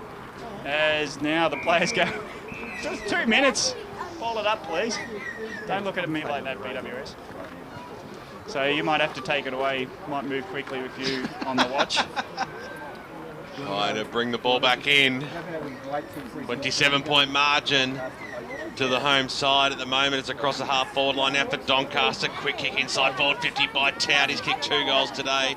It's across the 45 mark at the moment. And a free kick there to Cooper for a strong tackle. So Doncaster are going to have a shot on goal here from 50 metres out. And Cooper's already kicked a couple, so he knows where the sticks are. I reckon they made up for the fact then that I reckon there was a chopping of the arms in that marking attempt.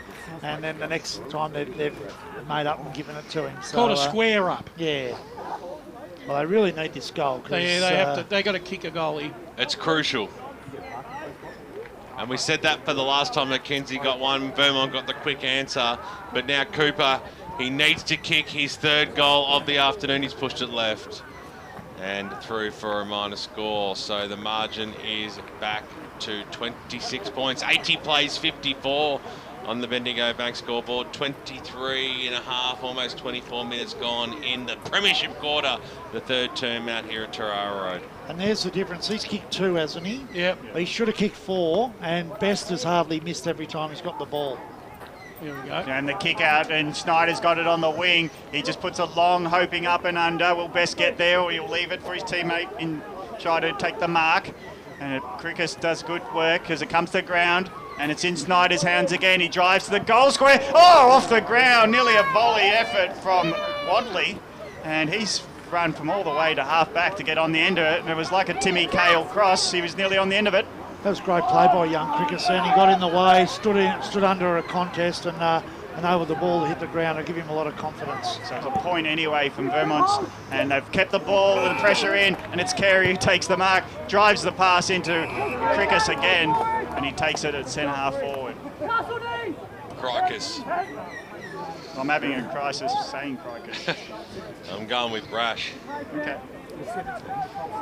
Seems to know Vermont players better than anyone. Tell you what, this will test him. Yeah. So from 50, he's got some confidence in his ability to get the distance. Has he got the accuracy from nearly directly in front? The left boot keeps it to the left side. Maybe a mark on the line. Best was in good position, but it comes to ground level where Narcus mops up. He kicks it back to where it was, and it's been marked. Mackenzie gets it away. He took the mark. Sorry to cut you off there, Gav. I thought it was working out nicely there. Turner this way, that way, spins around. Kick goes up towards the wing position, and Narcus was able to trap the football, got the handball away. Eventually linking up now here in Tout on the right boot. It was a scrambling kick. It was an ugly kick. and it goes out of bounds on the full. So it'll be Rory Lehman to bring the pill back into play for Vermont. He doesn't care that he conceded 20 metres. He knew where he wanted his switch to go, and now Vermont, using the far side of the ground, drives it up towards the Perry direction. Oh, the big man, what a strong mark. You love seeing the one grab mark from the big man. In the end, it's in the arms of Fisher. 55 metres out from goal. Fisher, can he put it through? He can't. He pushes it to the right-hand side and through for one behind. I tell you what, when it's clean skills and you got some spearing passes for 50 metres, it only takes 3 kicks at this ground brush. Yep. As the ball comes back into play, here's Sapple being very quiet today. Umpire's going to pay 25. You're joking. He played on, so Yeah, he played on. So how could he give him 25 if he's played on? Yeah, exactly how I saw it. So lucky let off for Saville because he ran into a roadblock, and his kick's not good either. He puts his teammate under pressure, and Vermont are up to the challenge. But the tackle was good. Just as they seem to have the numbers, Vermont, it's going to be a rewarding effort to Fogarty at centre forward. He's had a really good game for Doncaster, Fogarty. So he's going to look to drive it as long as he can. Goes to the right pocket. In good position, they get there, and down ground level. Has that been dribbled through? Missed by a millimetre. Kalange at ground level misses to the right, and it's a 27-point game. They've just missed all the little crucial ones. We talk about game-changing ones or momentum-changing ones. They've missed all of them this quarter. And Kalange has been very well held this afternoon, Davo. He normally can get off the leash. He's had no room to move this afternoon. So Vermont just kicking it around defence as they like to do, but are they going to hem themselves in here by sharing it around the defence? But when they're hitting up targets, and Perry journeys his way from centre forward to centre back just to steady things. Will he look inboard as they usually do, Vermont, or has he got a long one down half forward? He goes to the wing. Good positioning. Berganas comes over the top. He read it like no one else could, and he's taken it quickly, hands it off, and they're going to go through the middle. Tout, he's wanting to play on. He dodges a couple who run past him. He looks to his left. He puts it in position only for Vermont to take the saving mark, and Perry again says thank you very much. That's the one thing that's let Tout down. He's worked hard today to get the football, but he's just turned it over. Oh, he's an Arcus on the right boot. They've got to hit a target here, and they do. Out in front there, Kalange. Jakey Kalange, he's got to go back and he's got to put this one through. They've got to make them pay for mistakes and get a bit of a turn on the football. It's crossed down boundary side to Max Stankamp. Thanks, boy. Jimmy Saville's just come up, looking a bit proppy and clutching very high up his hamstring. So he doesn't look too great, but he's not out yet. Siren sounds to announce three-quarter time.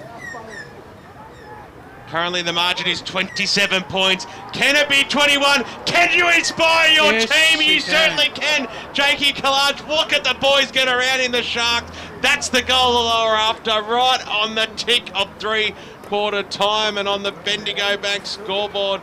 It is still Vermont leading this game, 12-10-82, 21 points. They had a good term there, the Eagles. They broke away, leading Doncaster 9-7-61. Jakey Best has 6 goals. He's absolutely starring at the moment for the Vermont Football Club. Hope you're enjoying the broadcast on 98.1 Radio East. It is streaming live around the globe on efl.org.au. The Score Centre with Barry Koss. We know there's many eager fans. There's thousands of you across the outer eastern suburbs wanting to know what's happening at your local football ground. So we'll be back with all those important around the ground scores and much more in an exciting last term right after this.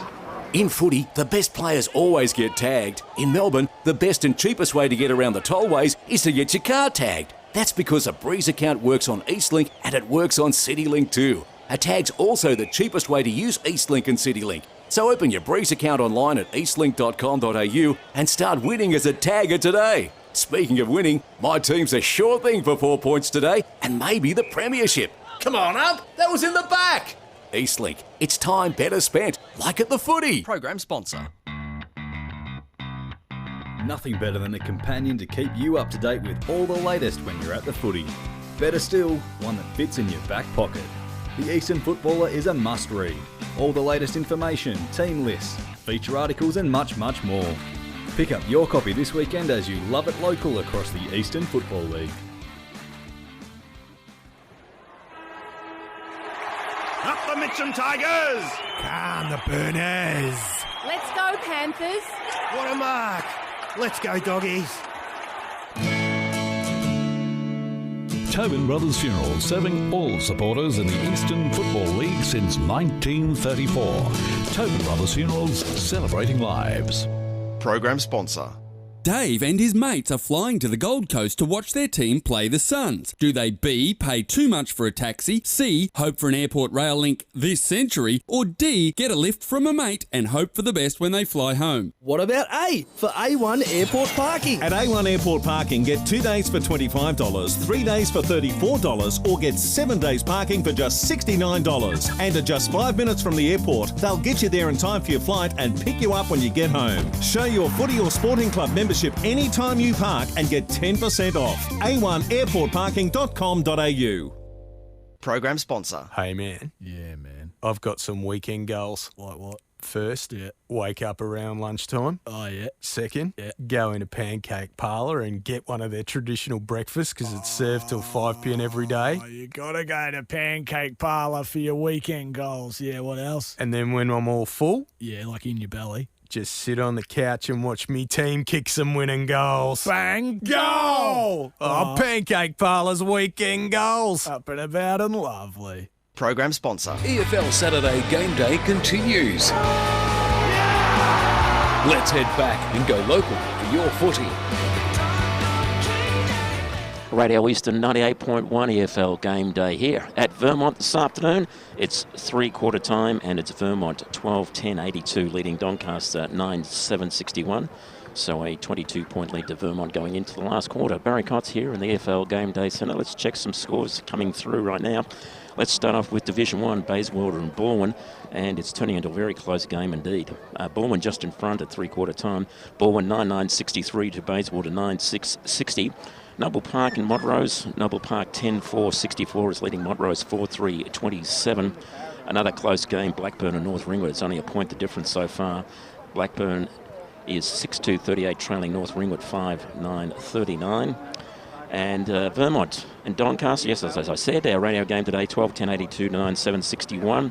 South Croydon and Nord, it's a lead to Nord, 10-6-66 to South Croydon, 8-4-52. To Division 2, and Knox, 7-11-53 is leading Mulgrave, 6-7-43. Mitcham and Mirrabah. Mirrabah 12-4-76 is ahead of Mitcham, 9-7-61. Liddell 12-6-78 to Croydon, 5-6-36. Upper Ferntree Gully 8-6-54 to Waverley Blues, 12 behinds, 12 points.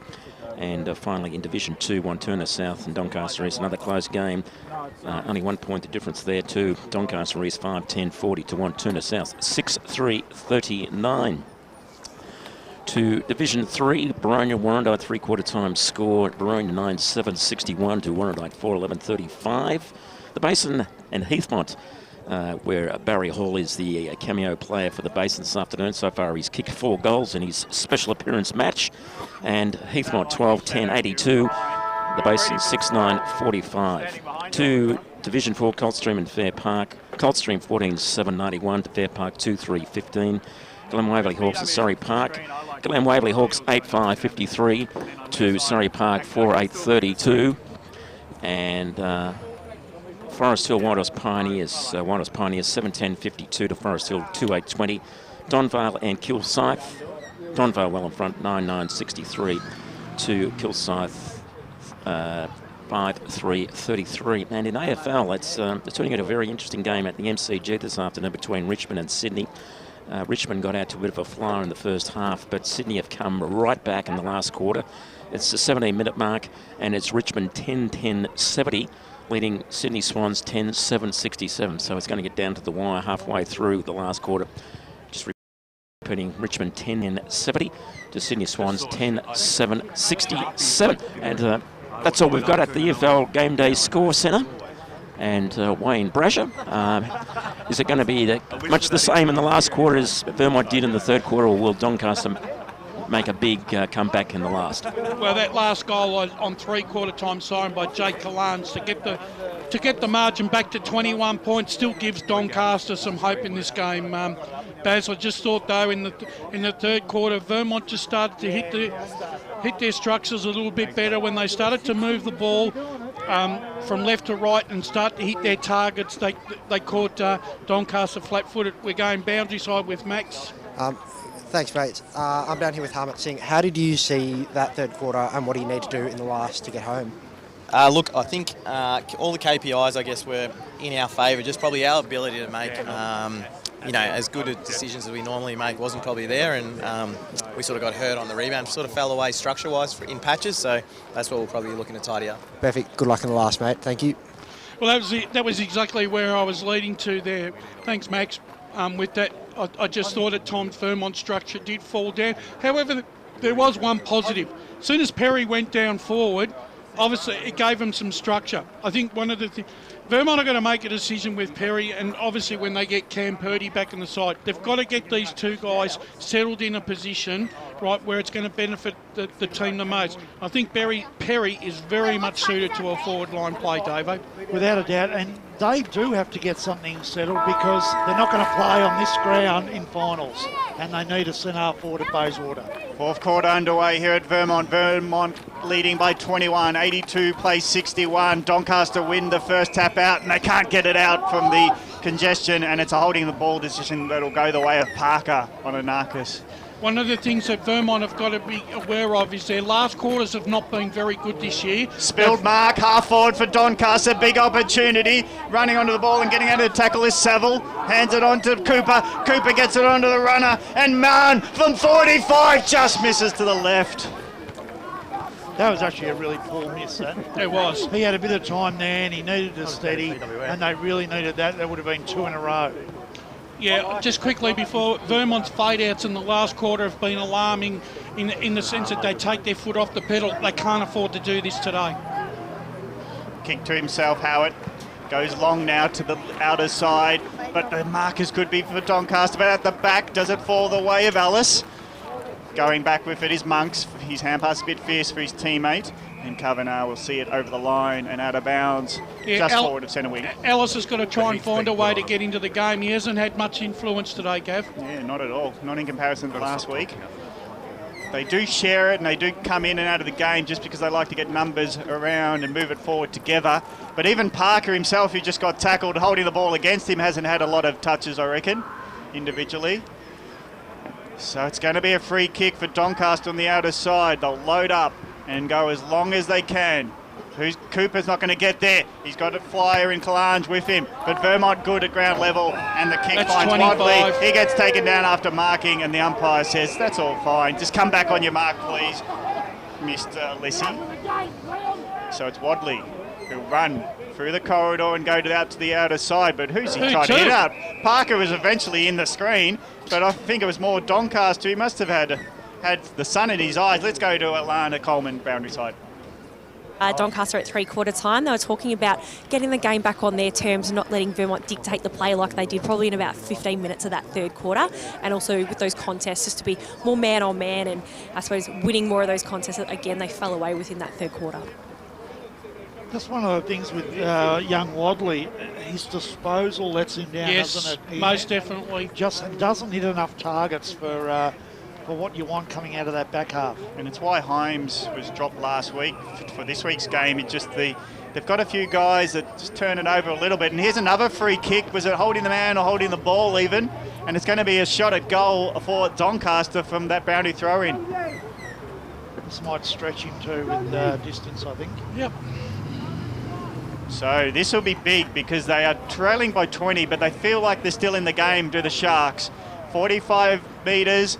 45-degree angle. It's coming to the right post. It never gets inside the goal sticks, and it's a minor score. So they're peppering away Doncaster, but they certainly need the next one soon. 82 plays 63. So the short kick comes in now. Mark being taken by Parker in the back pocket. Taking his time. Happy to go on with it either.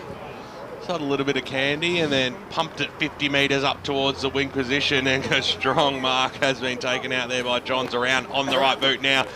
Inside forward 50, he goes, a big fly out the front there by Kavanagh. Strong mark by him, but Doncaster switches it out wide. That was okay. Mark's been taken by Alessi. On the right boot now, drives it up the grandstand side. Doncaster have had a fair bit of play in this opening few minutes, Brash, and once again they'll get another chance to go forward with a silly push in the back there. He's been very good, hasn't he, Fogarty? Yeah, I can actually see him in my votes at the moment, Davo, Fogarty. And he lost the man bun. Didn't he have a man bun? You took the words right out of my mouth. As the ball goes up towards half-forward line and Arcus goes after it. Little handball out the back, the ball spills out wide to Carey. He wants to switch the play. They just know how to compose the situation here. On the right, on the left boot is Timmy Johnson out towards the wing, looking for Castledine, knocked away from him and over the boundary line out of bounds. BWS, you had the shot before. I didn't want to call his name because he's gone the flat mop now instead of the bun. So he's totally lost with his hairstyles this game. I tell you what, Doncaster need to get something on the scoreboard because they've had all the play in this part of the ground. Yeah. They don't want to suddenly have it turn over and go down and they kick a goal because that just changes all the momentum and impetus that they've built up. Coleman, big fist on it, sees it go back over the line for another boundary throw-in. 82 plays 63, margin of 19 points out here at Vermont Recreation Reserve. Division 1 game day at its best this afternoon. Sun-drenched Tarara Road. And we'll have another bounce. 5 minutes into the final quarter. Doncaster, all the play in this first 5 minutes. They've just got to hit the big sticks. Here's Cooper, swings around now. His kick was smothered. Nicely done there by McComb on the boundary line for Vermont. He kept the ball alive. He did really well there. And somehow it's up towards now the half-forward line for Vermont, but chopped off by the people's beard in McGarnis. He just somehow got his got a skew-F kick away, I should say. See Cavallis up towards the half-forward line, went over the top there of Monks' head. It's inside their forward arc, though, but nicely done there by Davidson. Got the handball away in the middle of the ground. It'll be Vermont looking to create a little bit of space, a little bit of holding maybe happening there. A little bit of don't argue-ness there by Turner. Got the handball away. Malloy was in there also. Turner went back. It came out there to Fogarty. Went backwards again to Frankie McKenzie. They're linking back and now they're going forward on the left boot up towards the half-forward line. Turner was the flyer there for Doncaster at the fall of the ball there. McCafferty did well, got the handball away, and now... Lucky he got away with that, Greenwood, because that was a definite throw there, Davo. It was, but... Alex Greenwood. Use of the football again from both sides has just dropped away in the last 3 minutes. Trying to overuse it, that's the problem. Davidson's got it. The yellow boots are magnificent as he kicks it backwards and he finds his teammate in Lehman. Lehman goes to the outer side. It's gone over the head of Johnson. He had sun in his eyes, I reckon, because he only put his hand up just as it went over it. That is an unforgivable piece of play there. You've basically handed an inside 50 to an opposition, and they weren't within 50 metres of the ball. Sun got in his eyes. Yeah, so let's give the guy a break. No, not casting any, none at all. Boundary throw in, Vermont do win it, and they kick it cleanly into the middle. That's a strong mark taken. And will they play on quickly through Snyder? And he now had the ball knocked out of his hand. No, I reckon he played for that. He did, he played for that. He played for it. It was a good mark anyway, and he's happy to slow it down, I reckon. He goes out wide, and it's gone over the head again, but Carey was good enough to get onto it and take the mark. Absolutely bewildered by these tactics. Carey looks to Snyder. Snyder leads to him saying, why didn't you? Take a blood pressure tablet, Brush. It's the kick down the line at half forward. Doncaster have set up a wall, and that wall creates a ball up. So let's look at the scoreboard. 8 minutes into this fourth term. Doncaster haven't got that goal they needed. They're 9-9-63, trailing by 19 as Vermont are 12-10-82. Doncaster get it into the middle with a grubbing kick, but here goes the runner and Fisher. Fisher runs through the middle of Vermont, puts it long at the back of the pack. Who's going to grab it for Vermont? Or have Doncaster got the numbers? Was the tackle high? Umpire says play on, and Doncaster under the pump, and they get a free kick for holding the ball paid to them. And thankfully Jarvis, he handballs to a man under a lot of pressure, and eventually Cavallis.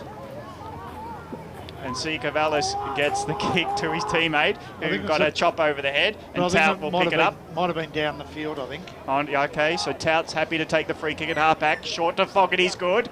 He drops it, though, with a bit of pressure on his back and Johns was good, and it comes to Johns, who was lying onto the ground, but the numbers went out for Doncaster. The spilling hand pass, will it get open for Cooper? Cooper hands it off, and now they're in good position for Monks. He just paddles it to himself, hands it off to a teammate. If they come into the middle, it's game on. Bounce the ball, will it fall for Turner? Doncaster, he's dragged off it, and the umpire saw it, and it'll be free kick to Alessi, and hasn't he got in the game in the last half? He's been good. He put his body over it, and the opposition in Castledine just yanked him off it, and when 5 Vermont players were going to get onto it, the umpire said, bring the ball back to Alessi. No point in arguing the point there, Castledine. You got caught red-handed. You must pay the penalty. This goal is much needed for the contest because they've deserved the first goal of this fourth quarter, have the Sharks. Can Alessi be the man who stands up at the big moment? Ticking towards 10 minutes from 50, a deliberate approach. It's going close. The umpire pats his chest and he signals a minor score. It's a 3-goal game, but it feels like the next goal could create something for Doncaster.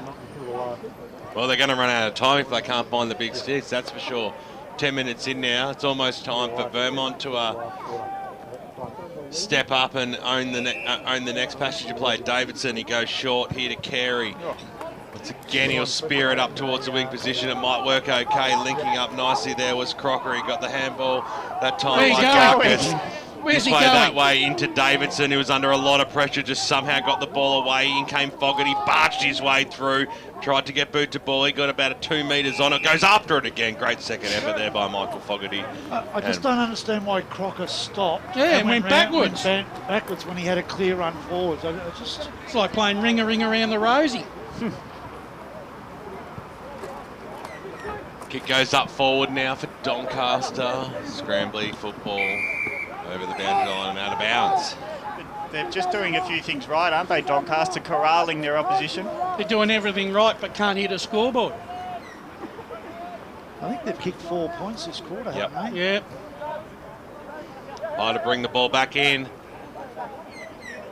Kenzie goes up against Castledine and got a fingernail on it. That was okay. Nicely done. McCafferty scrambling kick into the middle of the ground. Get it out of that danger zone. Doncaster did have the numbers though. Fife got the handball away. This is okay for Turner on the right boot. Up towards the half forward line. Out in front there is Jake Kalange, and he'll go back and have a shot on goal. You got to hit the scoreboard here, Doncaster.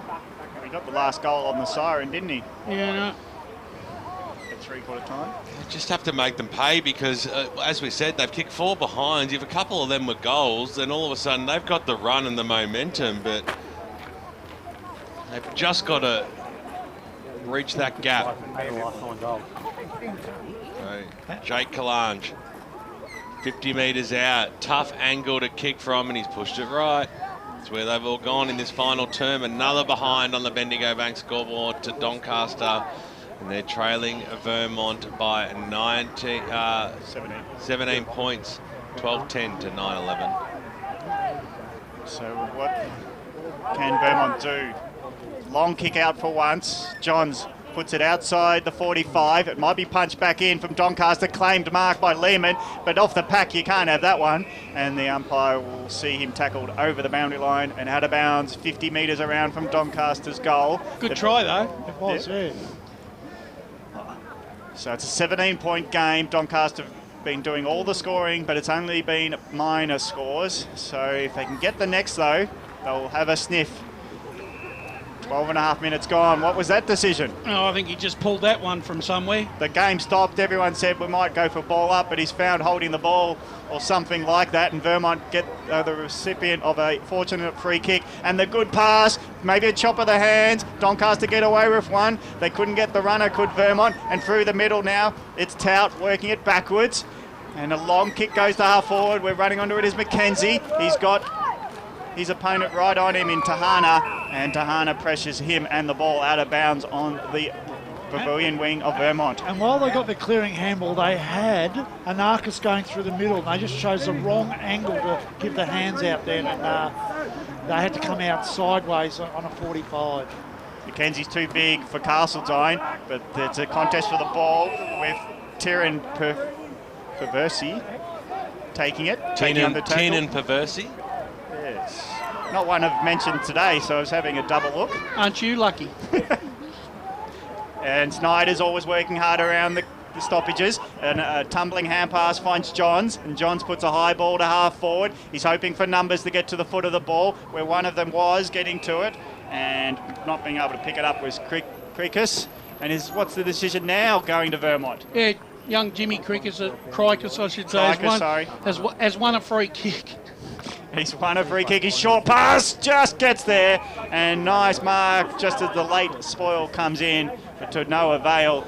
And we'll have a shot at goal from Vermont from 40 metres out. And this could be a devastating sealer. Yeah, without a doubt. This is a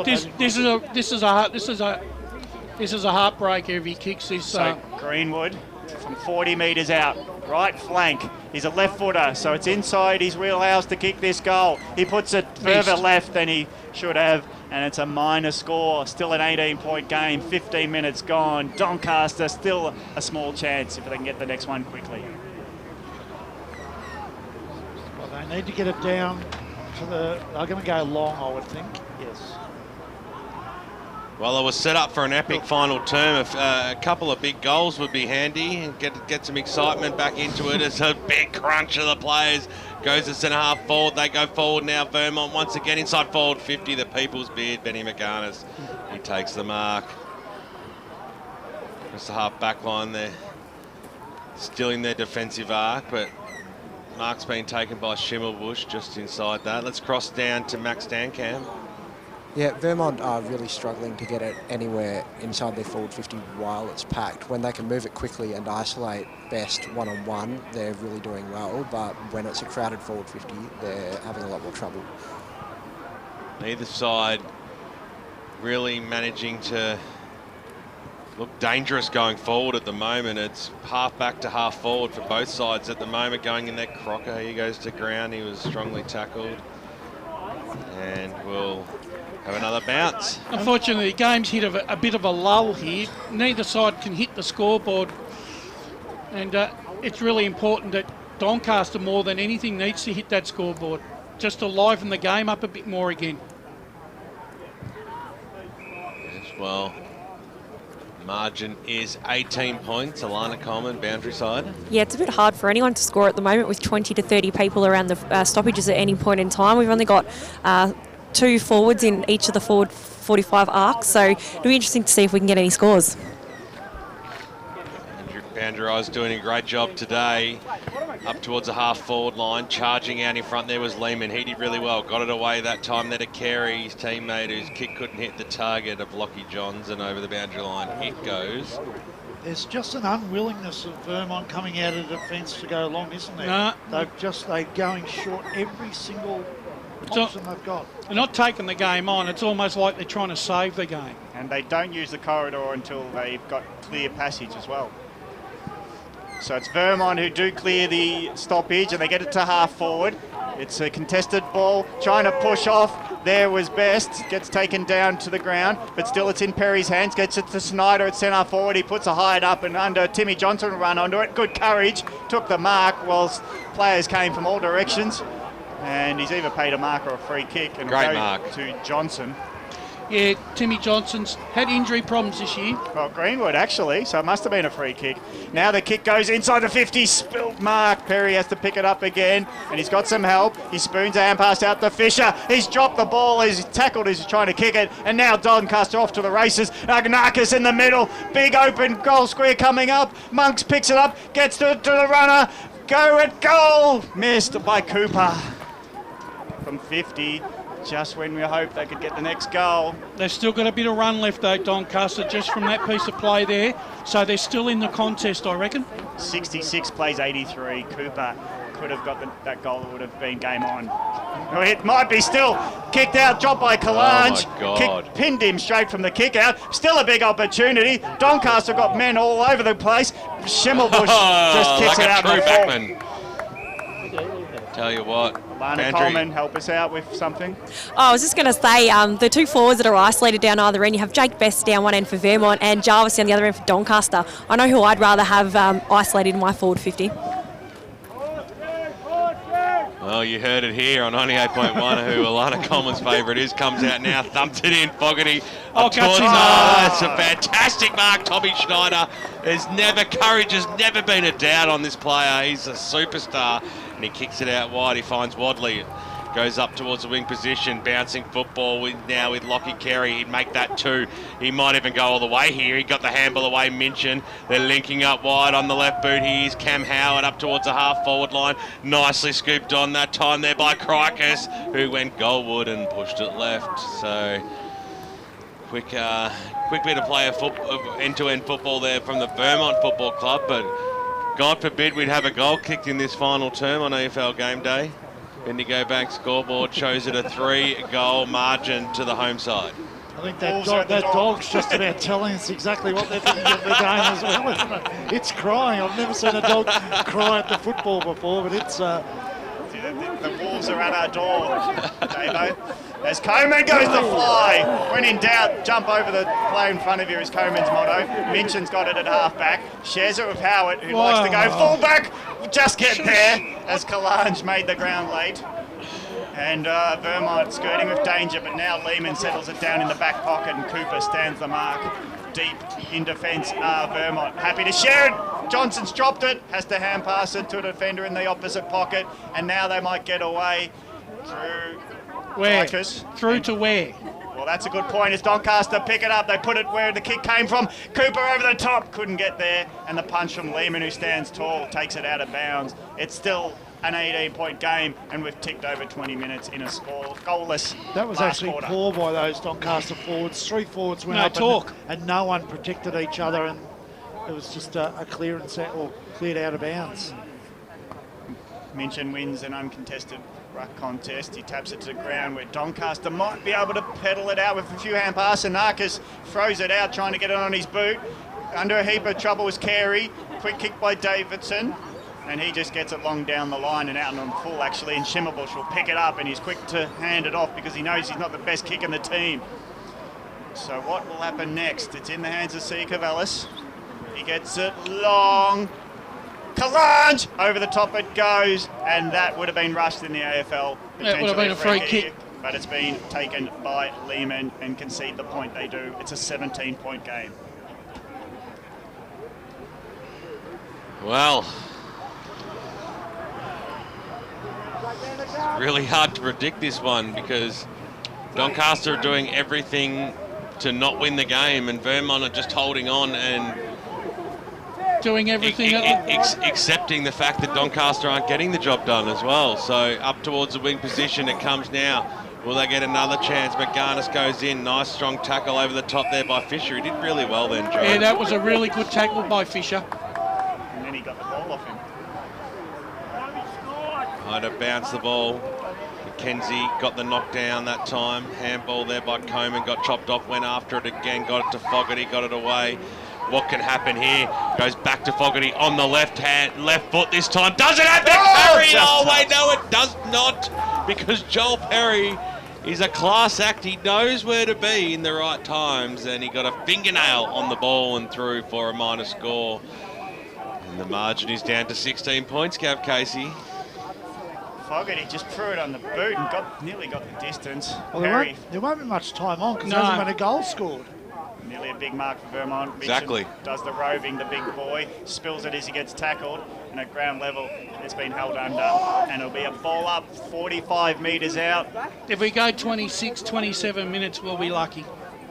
We're at 22.45 on the minute mark of this fourth term.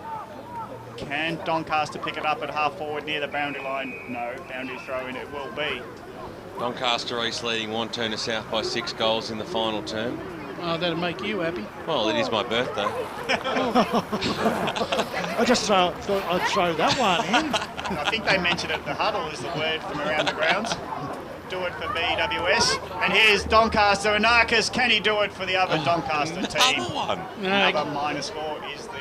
That's 9 points this quarter. Yeah, 9-7 they were at three-quarter time. So it's 8 points. 9-15 69 plays 12-12 84. I'll tell you what, lucky Davidson got a hand on that. Yeah, that was going out of bounds on the ball. Yeah. I've never seen a ball stay in another team's forward 50 for as long as it has and not score a goal. Should go to the Bulldogs match. Play brings it in, bottom of the pack there. Timmy Johnson just holding up play with Nick Coman. Hand it back to the umpire. 40 metres out from the Doncaster goal. Minchin that time got the knockout. Seeker Ballas came charging through. Lockie Johns right on his hammer over the boundary line. It goes. Well, 24 minutes gone. There's not enough time left now. Probably for Doncaster not. to win this game. No. It just isn't. Normally you'd think there could be 5 minutes or so, but as we know, there's only been 9 points scored in this. This guy's definitely getting a vote off me today. He's been sensational for Doncaster. Fogarty. Pye throws it up. Oh, he's thrown it out. Came out of Narcas. Just get some skill around this one and put it through. Chrissy can't. For another behind. Well, if the game went for another 50 minutes, Doncaster might be able to win this one in behinds. But at the moment, it's a 14-point margin, Gav. They'll get their behind kicked afterwards by coach. But they've got an opportunity to load up from centre forward. Johnson good in tight, but he hands it over with his hand pass. The Beard gets it forward, goes towards Coman, drops it, but Doncaster rove it. Clunge in good position, just gets over the top of him. Snyder picks it up, roving the pack. Perry's there to help, and Davidson's on the end of it as he sweeps away from half back, and he just gets territory, goes as long as he can, likes the look of the line and finds it. Trying to keep it in and does. Paid the ball in is Sia Cavallis, and now Doncaster load up from centre half back through Malloy. Malloy gets it to Marganis, who's doing well this quarter. He's got a short down the wing. Big mark. Good well mark, taken Coman. by Coman. Now they're off to the races are Doncaster. Kalange will come in late. It's going to go to the goal square and nearly bounce through. Yeah, it has. For a point. So from a 60-metre effort to pass it to the goal square, it's gone for another minus score. Doncaster 9-17, 10 points this quarter they've scored, 71. Vermont 12-12, 84. Davidson thumps the ball 50 metres out to the half back line. Mackenzie was in the front spot, got the knockdown. Perry goes after him. There's not much Joel Perry's done wrong today, wherever he has been on the park. We're down to the last 2 minutes, gents. Do you reckon if Andrew Tranquillis said, if we get 10 shots on goal, we can win this? Yeah, he probably thought of At three-quarter time, absolutely. Unbelievable, really, this last quarter. Doncaster still pressing forward. Strong tackle, Cam Howard. And you know what? I think the team will be most upset will be Vermont. They'll be bitterly disappointed with the way that they've played their football in this last half. In essence, when you look at the cold heart of the day, they've only played 15 minutes of football. Yeah. And won the game and won the game here. It's not good enough, really. Doncaster been up for it. Got to give them more credit than. Oh yeah. Yeah. Oh, they've done very well. And here's a chance from the pack. What a goal! Still in it. Sia Cavallis has come from half back to go forward, rove the pack, ran into the corridor. Everyone said, "What's going on here?" He just went goal. And it's now, is it 10 points the margin? 7. We're just going to wait on the score. What have you got there? It is 7. 7 points. 7 points. 77 plays 84. Unfortunately for Doncaster, the clock says 27 and a half minutes, fourth term. And we're down to the last half a minute now. How do you know that? What, are you running the clock, Brash? Yep. He's got the button. I can see everything. Can you? Oh, there's a secret place where they tell you. You going to go for a BWS? Yeah, absolutely. Here comes Fogarty, came charging through. Schneider got the handball away. Crocker, I thought you were going to take it, Gav. It doesn't matter. Fisher overran the football. In came Malloy. Handball over the top, still in the middle here of Vermont Recreation Reserve. Hitting the deck is Lockie Johns. He might be the last person to hand the ball back to the umpire, given Brash's secret sound. 84 plays 77.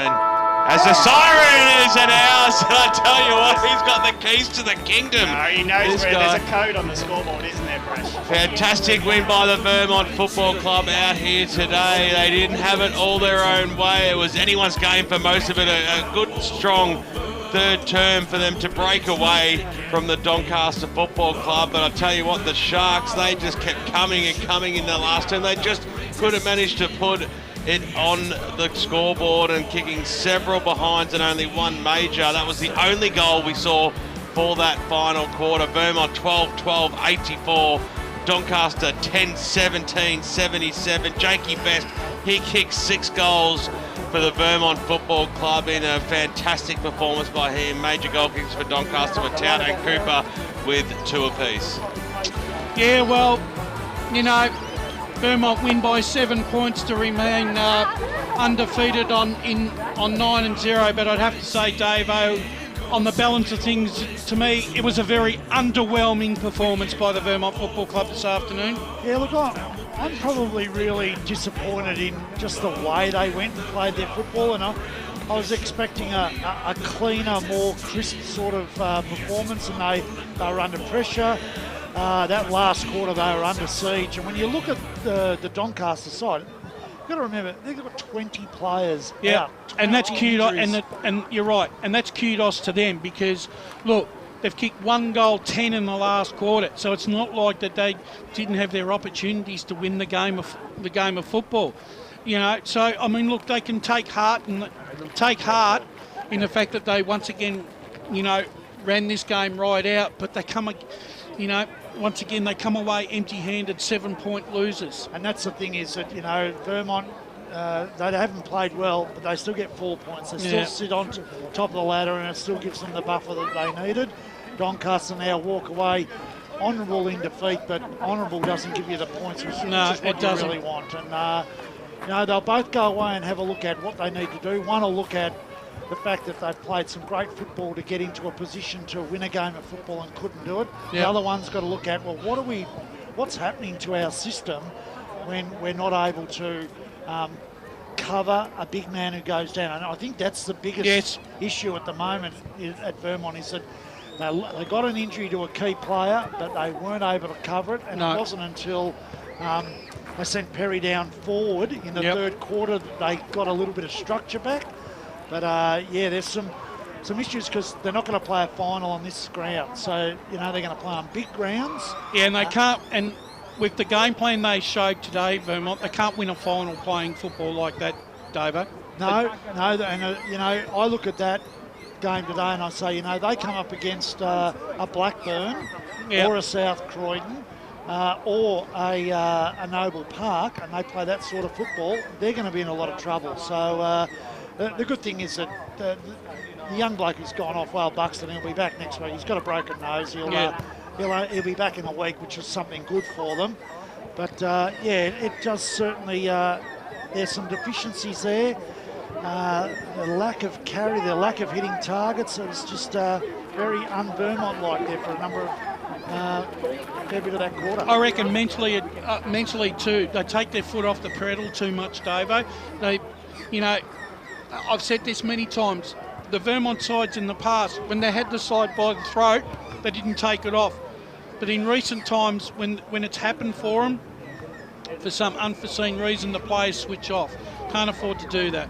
No, maybe that's where you've got a bit of a young side where that's not been happening, whereas I think in the past, when we talk about some of the sides where the Vermont teams that absolutely destroyed sides, it's the days of Mullet and these boys when they were able to do that, whereas today they're a bit younger and a bit more inexperienced, and they play a style of game that probably isn't as frenetic when the ball gets into the forward line. And I think today we can all agree that without Jake Best, he was the difference. He's kicked, most definitely. Was it 6 straight? Yep. I don't think he kicked a point. So he's kicked 6 straight, and you know, that's without doubt the difference in the two sides. You know, and it's funny, we're going to do our votes, and I've got two Doncaster players in my votes. Same. For the Tobin Brothers Player of the Day, you might as well start with your votes there. Have you already done it, Davo? Yeah, I've done my 3, and it's. I'm probably going to go outside a little bit here. I'm going to give 1 vote to Chris Anarkis. It was a very different sort of game that he played today, but his in and under ability, I think he did a bit of the Galachi work today. He got the ball from so many clearances with little hands, little feet.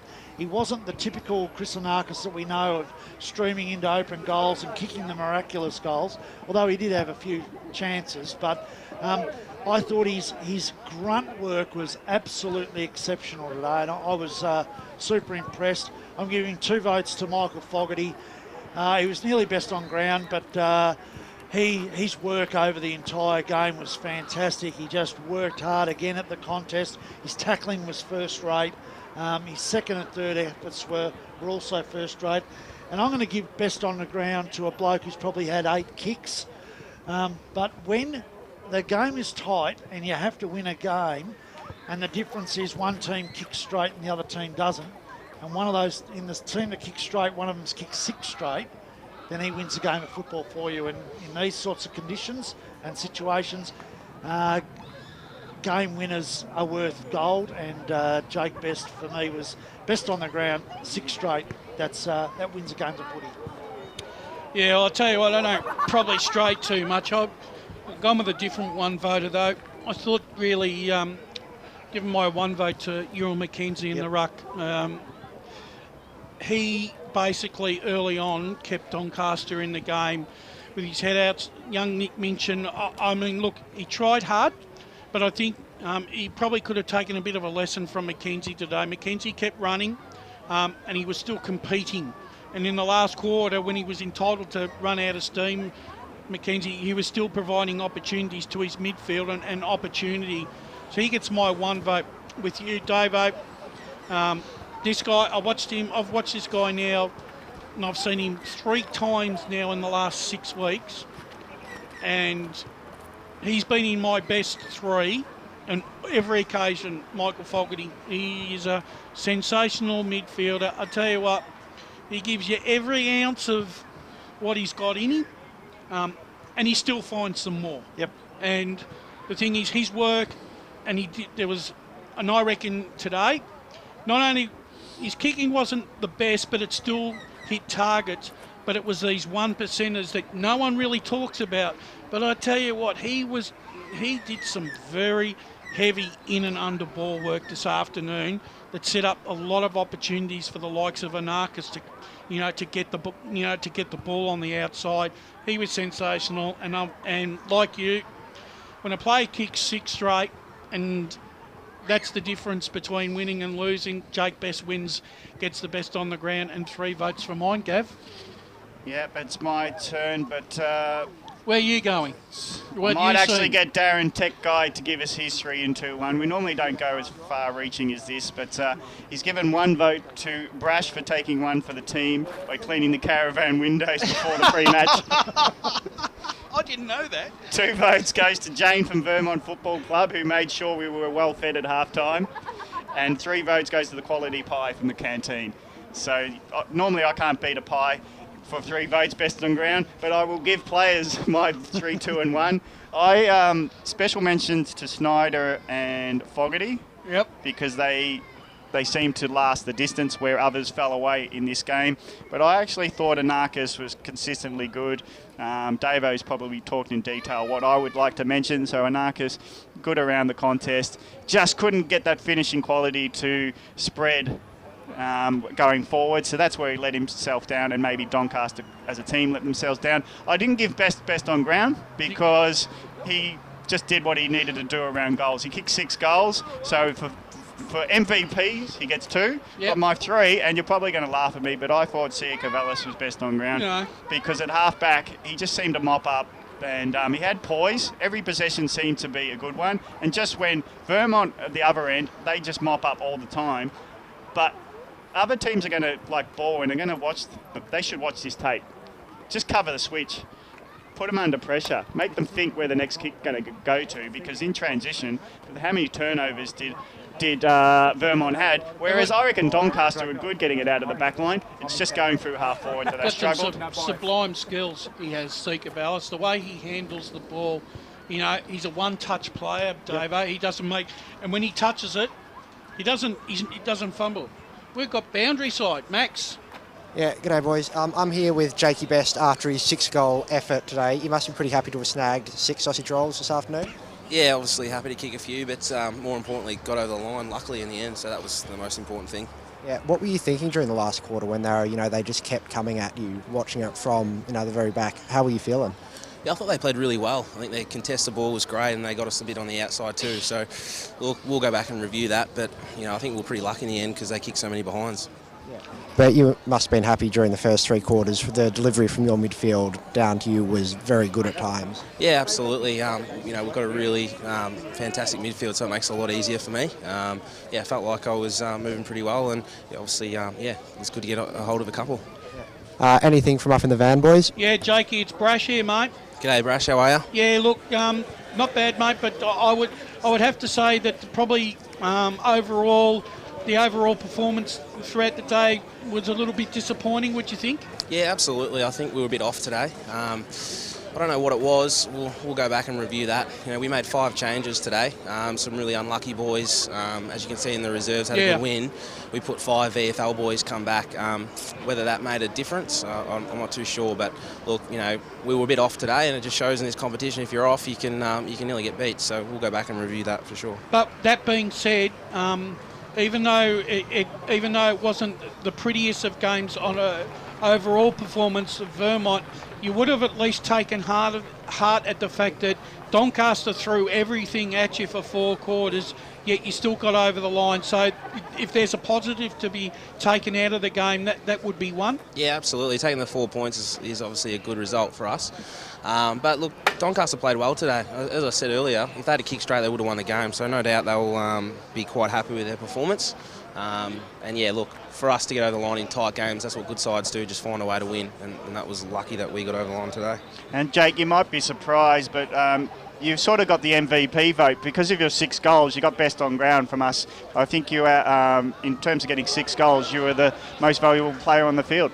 Oh, thank you, mate. I was a bit quiet in that last quarter. Wish I'd have kicked a couple more, but thank you. Well, it doesn't help when the ball don't get down there, mate. 5 inside 50s, I think. That was I know. But anyway. Well, there was another thing about your game. You got a bit of, I don't know if you remember Alan Jakovic. You lead up and then you run underneath, get the player to come over the top of you, and you like to run into an open goal. Is that something where you don't always want to take the mark, you want to get your player over the top?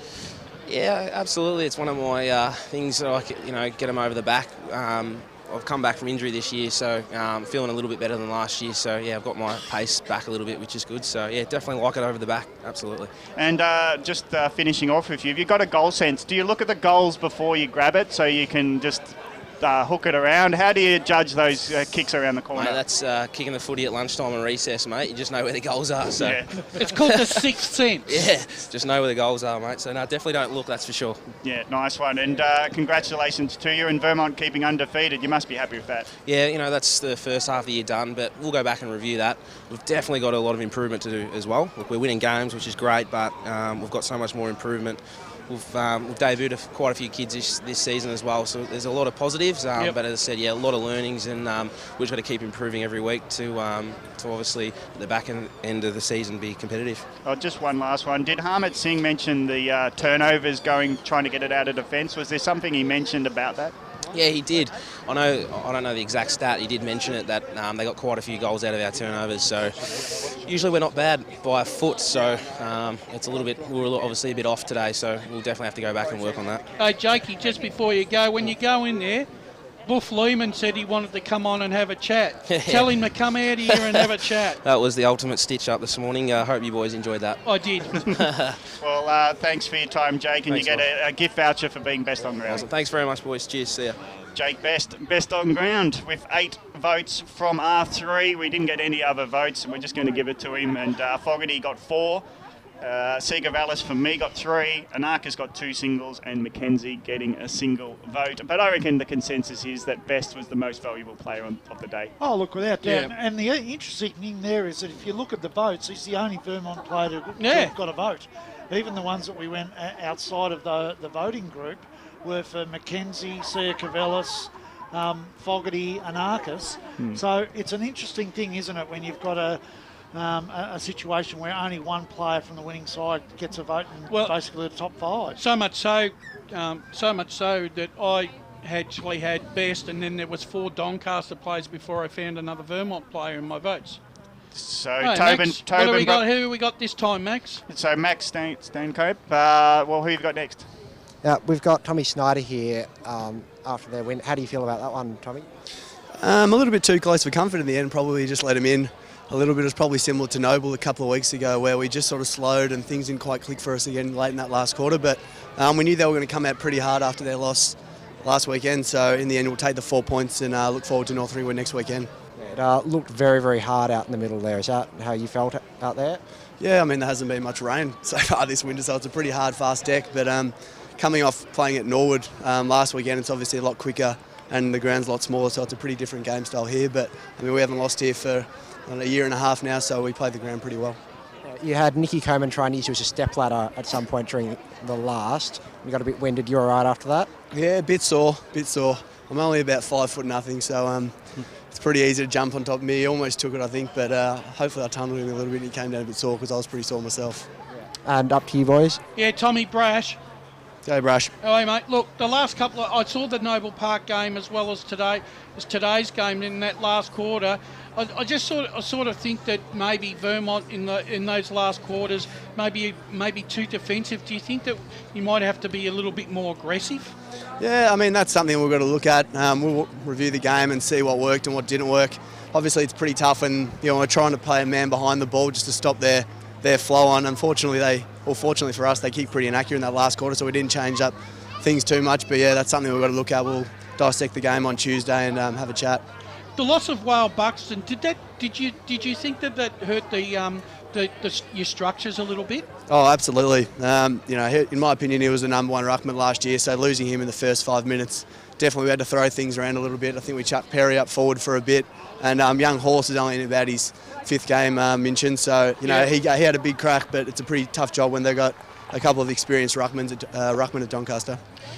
Tom, the way Vermont like to move the ball away from half back, and you like to keep it in hand with short passes. We're getting a bit gun-shy going forward when some were missing the targets, and the turnovers were actually hurting you big time. Was it actual fact that you're actually getting a bit gun-shy by the end? I didn't feel that. I just felt like we just weren't connecting that well. We had a couple of changes to our forward line. We had Mitchy Davis, in my opinion, who was been great for us. He wasn't out there for us today, and we had a few different, especially with Liam going down. I felt like we were just trying to go there, but yeah, like you said, they rebounded a couple of times. They got some classy defenders and some classy midfielders, and yeah, we knew they were going to come out fired. So in the end, we'll take the win and worry about next week. And with Cam Purdy, will he come back in the lineup? Because Perry did a wonderful job forward and back. Do you need that second player like him to help you out? Yeah, absolutely. Purdy's obviously another one, pretty key player for us who we're missing in the forward line again today. He's got a few work things going on, a few commitments there, so I'm not sure he's going to be back for next week, but I think he'll be back again the week after that. So we'll miss him, but hopefully blokes have just got to step up. It's one soldier out and another soldier in for us at the moment. Well, I gather, Tommy, that look, would it be fair to say that we probably haven't seen Vermont put their best 22 on the park for the year yet? Round one, pretty close. We lost. I think the battery's gone on the microphone. Battery's. Oh, am I back? Yeah, you're back now. Beautiful. I mean, Kirby was finished runner-up in our best and fairest last year. He's a really classy forward, and losing him as he's a little goal sneak. That's why we brought Crickets in, and Robbie McComb, another one of our key mids who's really developed. He played in the interleague side. He wasn't out, so we're missing a few, but we're pretty close to our best 22. And will Fisher play more games for you, or will he go back to VFL? You'll have to ask Joey, mate. I've got no idea. We're just happy to have him out there today. Yeah, he was pretty good. So, and you had a good game yourself. Showed courage and taking a mark deep in defence. Was it 3rd or 4th quarter? That was impressive. Thanks, boys. Yeah, cheers. Thanks to Tom Snyder for sharing his time after the game. So, Vermont Well, relieved, but they're not going to go into their shells next week just because they had a bad one. I reckon... You can't... No, the thing is, look, as we all know in football, Gav, 7 days' time, players come out at 2:10, Davo, and they play another game of football. Yeah, sure, they'll put this one in the bank and say, yep, we didn't play well, we were underwhelming today, in my opinion. But even they've said it themselves.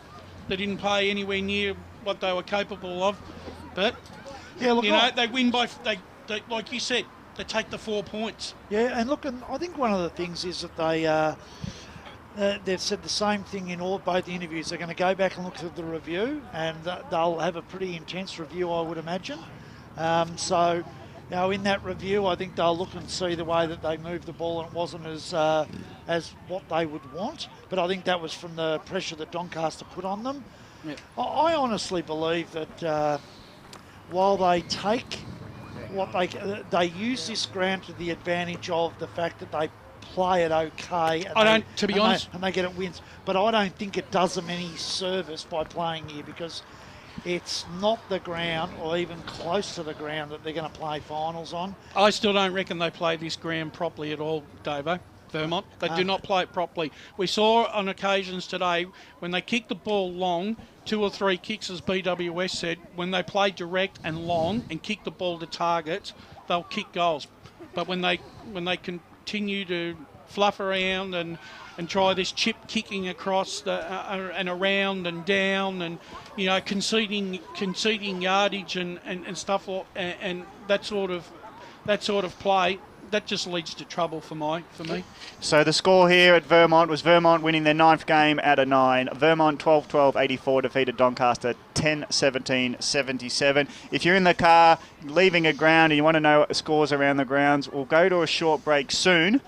But we want to get and then we'll get all the scores from around the 4 divisions. With the score centre with Barry Cotts. That's exactly right.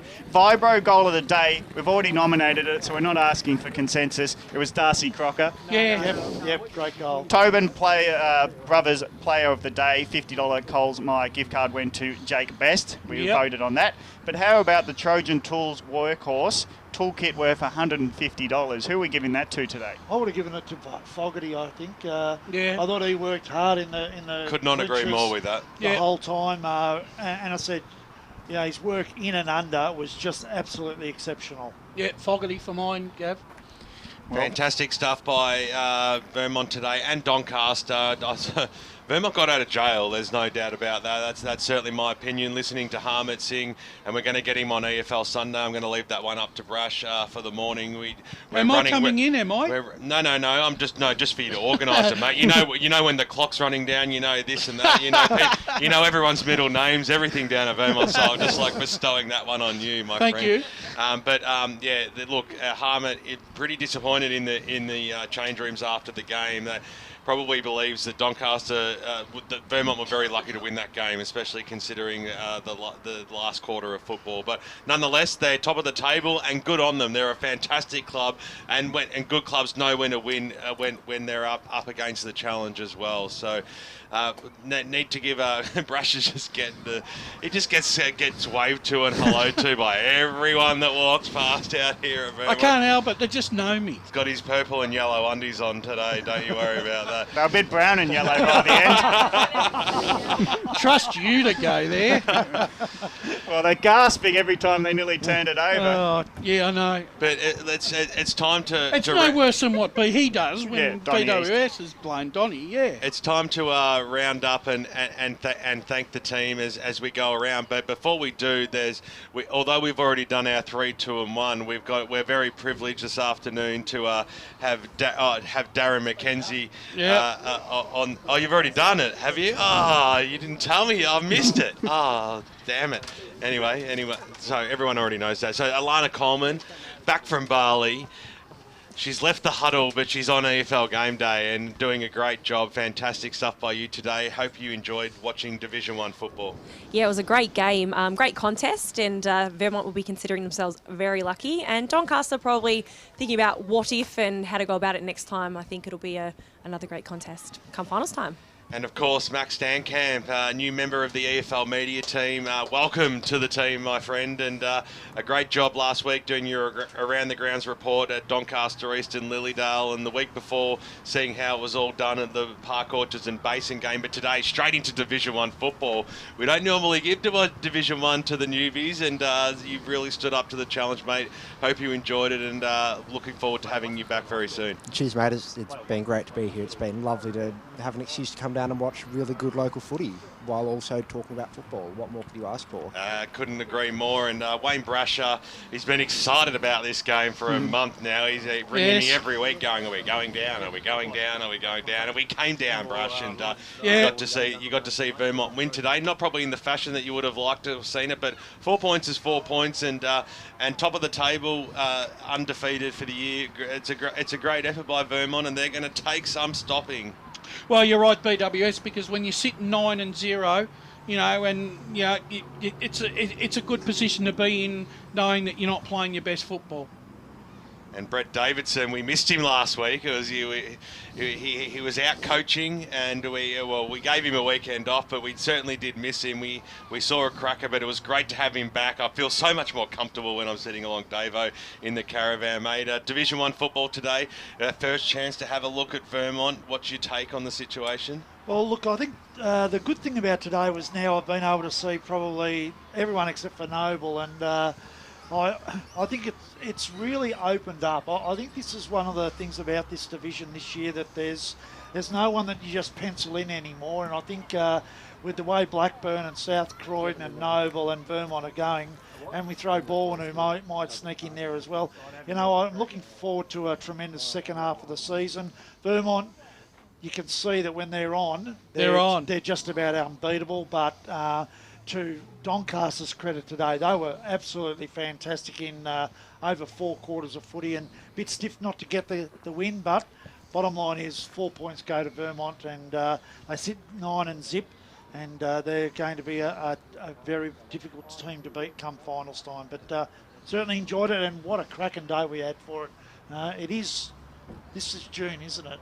It is. June 17th, my birthday, mate. That's right, it was too, and fantastic day, perfect weather for footy, and really enjoyed it today. There's potentially a spot or two up for grabs in the top 5, Davo. Is Doncaster one of the teams that are vying for that position? You know what, I think of all the teams that are outside and the teams that are in there at the moment, Doncaster would be the side that they don't want in there. Yep. Because they bring something very different to the other sides. They bring that ability to close sides down, that ability to change up, and they've got such good big men. Their big men are valuable, and they're, you talk about their back half, and Schimmelbusch, and who's the other big bloke? People's beard. Yeah, Maganis. Yep. Ever reliable down there, 2 big blokes, some okay forwards. They get a few of these boys back who have been injured, and they sneak in there, and there'll be some sides looking around saying, I don't want to play them first final up, I can tell you that. Gavin Casey, always one of my favourite days of the week when I get to ride shotgun alongside your good self, mate. Great call today, and looking forward to you, potentially joining the huddle very soon as well on a Friday night, which is exciting. Available for selection. A long injury layoff. So you're going to brace yourself with our presence, It's been about 6 years, but he's ready for the comeback. Went from captain. Johnny Farnham style. I feel like, captain to off the team. It's, big fall from grace, but if you need me, I'm always here for you, mate. But you enjoyed today, of course. Division 1, you got to watch Vermont last week. You've seen now Vermont 2 weeks in a row. What's your take? I actually think they've got the system to win every game they play, but it is a worry that if they get slowed up, they might not be able to find a way to goal. So, they're not clearly the best team, but they play at a high level more often than most. So I reckon they're the team to beat still.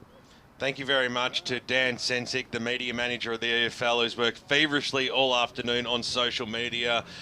All fans out across the east would have seen all the scores coming through right throughout the day. So a great job by you, Dan. Of course, it was great to have the parched one back in the caravan today, Darren McKenzie. It's always fantastic when he steps up and replaces old mate Giggles. So we hope to have him back in town as soon as possible. And we know he always steps up for the main game at the end of the year. So if not before then, we'll see you in a few months' time, mate. And of course, Barry Kotz, who's done a fantastic job right throughout the afternoon at each quarter-time break with the Score Centre. It is now his moment to bring you all those around the ground scores from every game across all 4 divisions in the Eastern Football League. We've got 4 around the ground reporters to talk to, and it's an exciting final hour to take you through and wrap up what was a big round of Eastern Football League footy. Hope you enjoyed the broadcast today on 98.1 Radio Eastern and streaming live on efl.org.au. I can't wait to go out for ribs and steak tonight, that's for sure. And let's have a break, and then we'll come back with the Score Centre, the important stuff, all the important stuff. Barry Kotz coming right up here on 98.1 Radio Eastern. efl.org.au is the place to be online for all the latest on the Eastern Football League. Keep up to date by checking out the latest news and feature articles. Have your say in the EFL poll. Check out all the latest EFL videos, and best of all, you can listen back to any EFL radio program at any time. Head to efl.org.au. The Eastern Football League.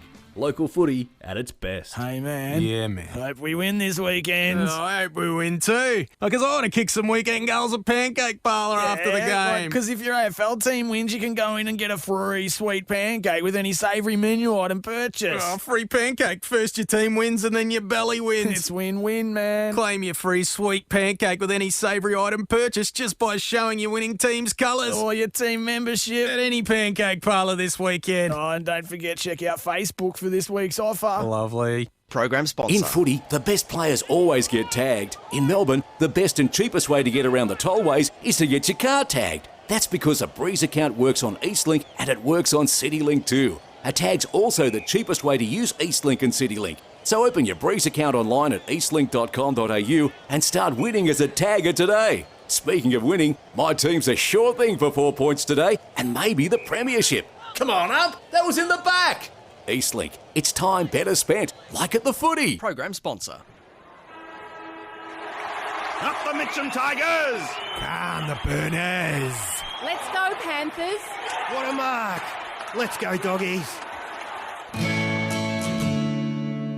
Tobin Brothers Funerals, serving all supporters in the Eastern Football League since 1934.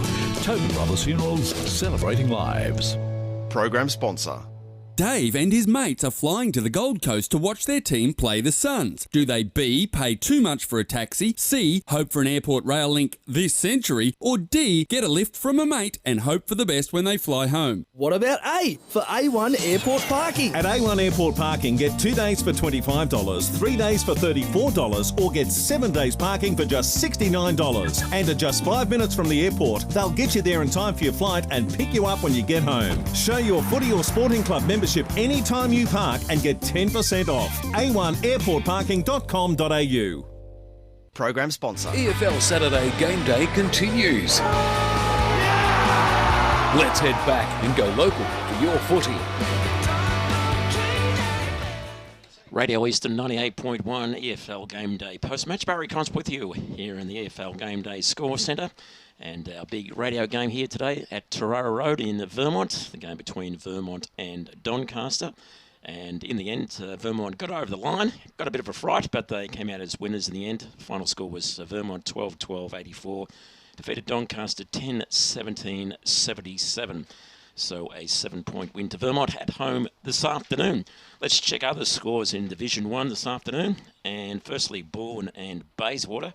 And it was Bourne just. Bourne 11-13-79 have defeated Bayswater 10-7-67. Blackburn and North Ringwood. And it was a win to North Ringwood today, 10-18-78 to Blackburn 9-7-61. Brett, do you think that was a bit of a surprise for that game there? Oh, definitely, Barry. Yes, I thought Blackburn would get over the line, but that's a fantastic win from North Ringwood, and I think there'd be one very, very happy coach in Peter Banfield having beaten his old side. And it looks like possibly they could have won by a lot more, being kicking 10-18. Exactly, yeah.